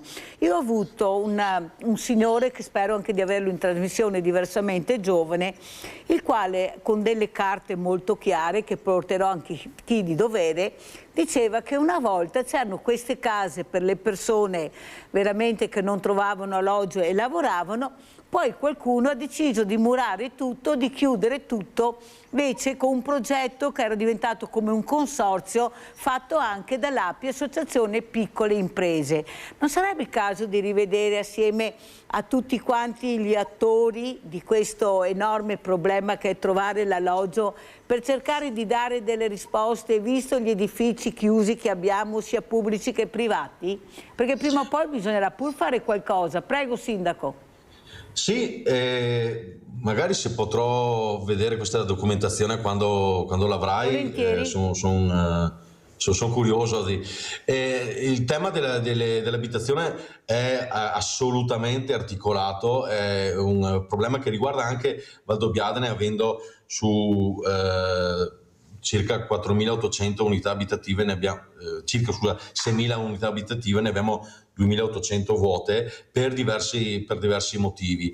Non abbiamo molta edilizia popolare, però c'è, e devo dire fortunatamente gestita da Ater, fortunatamente è tutta disponibile. Abbiamo di fatto in questo momento 3 alloggi che stanno sistemando per essere assegnati, ma di fatto rispetto a un contesto nazionale siamo messi bene. Peraltro è recente, è in fase di approvazione il DL Piano Casa nazionale, che poi verrà declinato anche nella regione del Veneto, che incentiverà gli alloggi non solo di edilizia popolare per i casi di estrema necessità, emergenza sociale, ma anche, non l'ho ancora letto, ma ho visto un po' i contenuti in linea di massima. Ci sarà anche una parte di edilizia che potrà essere recuperata anche con degli accordi con i privati, imprese e proprietari di immobili, per un'edilizia non tanto di emergenza, ma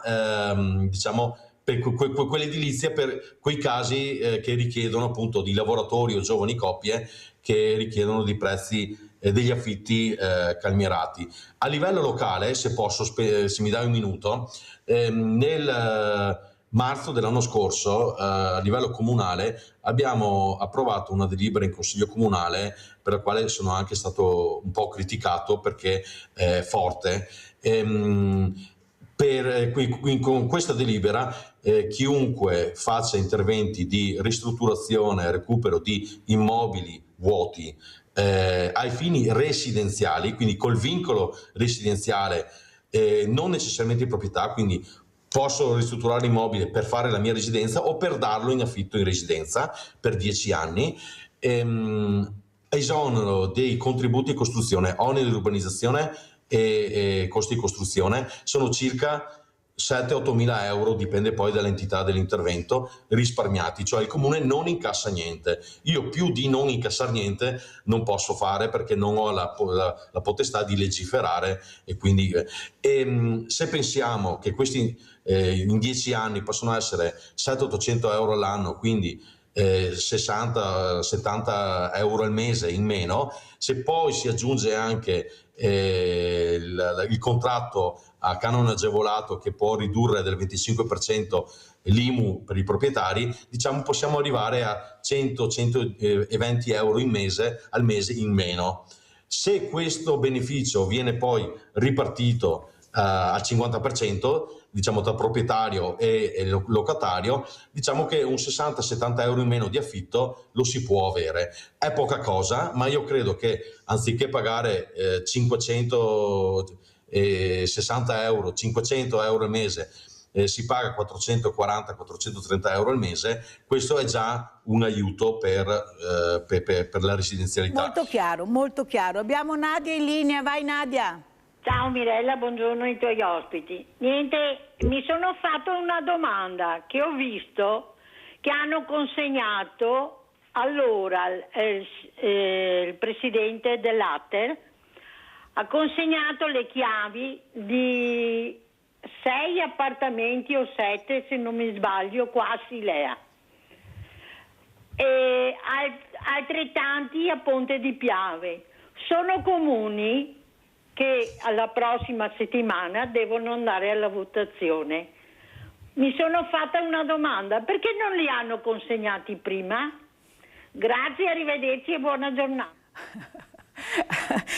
Nadia ha riflettuto a voce alta su quello che è il suo dubbio. Sai, durante le elezioni succede di tutto e di più, ma ben vengono se veramente vengono consegnati questi appartamenti. Sindaco, ma c'è secondo lei la volontà di assegnare e di soprattutto dare in affitto queste case ai cosiddetti italiani diversi da parte del privato? C'è questo problema. Ecco, una cosa sulla quale bisognerebbe, non so come, non ho competenza, però credo che bisogna agire, e so che la Regione nel passato aveva intenzione di creare un fondo a garanzia delle morosità agli affitti, perché io non ho immobili di proprietà, però capisco che se dovessi dare in affitto una mia casa avrei il timore delle morosità, perché poi i costi per il proprietario ci sono, i costi insomma per l'immobile, e se non entrano poi gli affitti, quindi io non credo che sia una questione di provenienza o di, come dire, un po', insomma, non voglio usare la parola razzismo, ma che ci sia preoccupazione a seconda di chi occupa la casa. Ma il problema è la garanzia di ricevere i pagamenti degli affitti. Se no non ce la faccio, vai Mark. Salve, buongiorno, grazie per la possibilità. Io volevo segnalare il problema che vediamo noi giovani. Io ho 30 anni e vedo che qua tantissimi usano diserbanti anche semplicemente per pulire una riva di un fosso. So che non è possibile acquistare liberamente diserbanti, ma io credo che in tante situazioni questo non venga rispettato, e chiedo che le amministrazioni in prima persona siano portavoce di un messaggio ambientalista, per cui bello non è quando l'erba è rasa al suolo, ma bello è quando c'è un ambiente vivo, un ecosistema in cui ci sono degli insetti che possono vivere, dove ci sono anche quelle che noi consideriamo le erbacce, e quindi che le amministrazioni siano portavoce di un cambiamento di mentalità. Grazie Mark, devo chiudere Sindaco un minuto per salutarci, prego.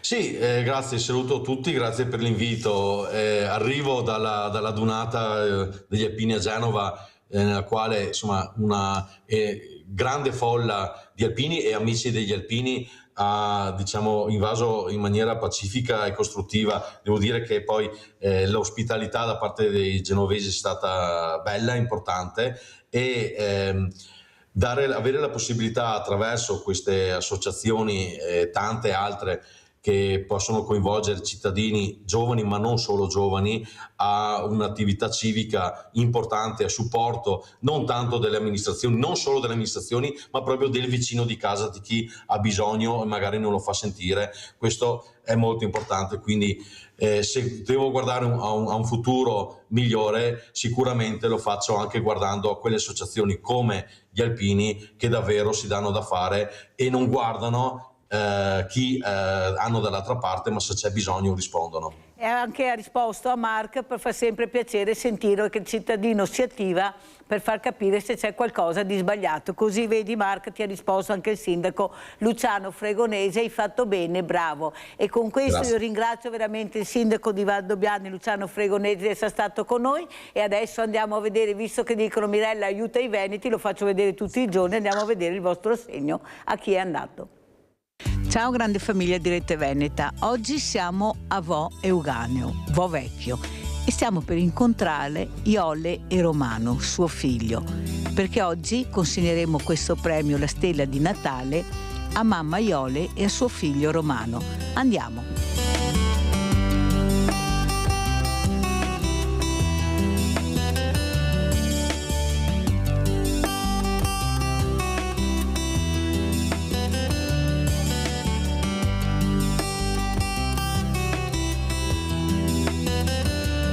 Siamo entrati nella casa di Iole e Romano per sentire anche questa tragica vicenda, una vicenda che ha commosso e continua a commuovere tutti noi. Eccola qua Iole, ciao Iole. Buongiorno Mirella, buongiorno a tutti. Allora, ciao Romano intanto, ciao Romano. Iole, cominciamo a raccontare la storia. Tu non eri in sedia a rotelle e Romano camminava, era un ragazzo splendido. Io sono in sedia a rotelle perché mi sono fatta male nel 92 e sono caduta dalla Vespa e ho battuto la schiena addosso un palo del telefono. A causa di questo, naturalmente, a mano che le cose peggioravano, ho avuto due interventi alla schiena, un intervento generale un po' dappertutto, e mi sono rotte molte costole, mi sono fatte fratture un po' dappertutto. L'unica cosa che non ho battuto è stata la testa, ma tutto il resto era tutto macellato, diciamo. Sul giro di 5-6 anni mi sono rimessa in piedi perché ho fatto più interventi. Dopo nel 2000, e questa cosa si è protratta, naturalmente sono riuscita a mettermi abbastanza in piedi, anche perché avevo una ragazzina da mantenere, che era ancora piccola, aveva 7 anni. Loro erano grandini, uno aveva 14 anni, uno ne aveva 13. Però la bambina aveva 7 anni, andava a scuola, aveva bisogno di essere aiutata. E peggiorando la situazione, che non dovevo lavorare, non avrei dovuto alzare pesi, io ho continuato a fare quello che dovevo, perché quello dovevo fare, la situazione è peggiorata tanto che alla mia gamba ho dovuto fare una protesi perché stavo malissimo. Poi cos'è successo? Che le cose andavano avanti, i ragazzi mi aiutavano pure, però nel 2002 ho dovuto andare a fare la protesi alla gamba. Nel 2003 io non avevo ancora finito di ristabilirmi, si è fatto male lui. Quindi da là abbiamo cominciato il calvario. Cos'è successo? Ha avuto un incidente, non si capisce come e non si sa come, da solo, l'hanno trovato da solo, in macchina a Villa di Teolo, addosso a una pianta. E da lì l'hanno portato a Padova, era morto. Quanti anni aveva? 27, era il giorno del suo compleanno.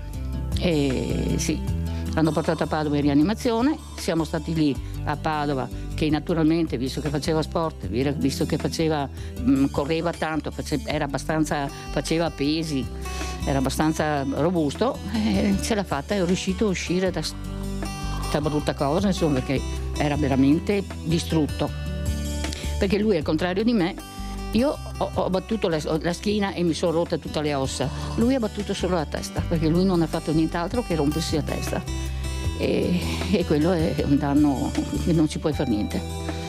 Ecco, pensavano morisse subito dalla sera alla mattina, invece ce l'ha fatta.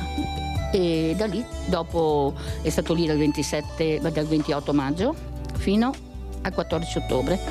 No, al 14 agosto, scusate.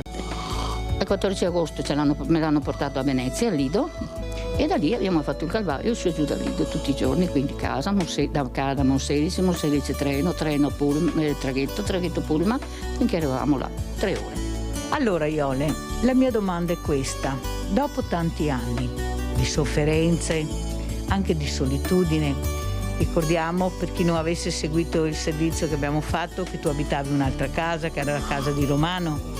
Era una casa fatta dal mio ex marito, che dopo non si sa come è stata venduta, si sa, non si capisce come, è stata venduta, e in un secondo tempo è stata riassorbita da mio figlio, l'altro mio figlio, che è deceduto 10 anni fa, e di conseguenza la casa adesso l'ha pretesa la nuora, perché dice che era di proprietà di Federico.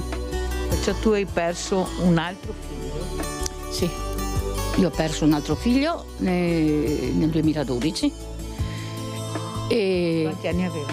E quello aveva 35 anni. Capite con quale mamma stiamo parlando? Capite cosa sta cercando di dire? Poi lo dirà, perché è una donna schietta, il dolore non l'ha piegata, anzi il dolore forse l'ha resa anche più forte.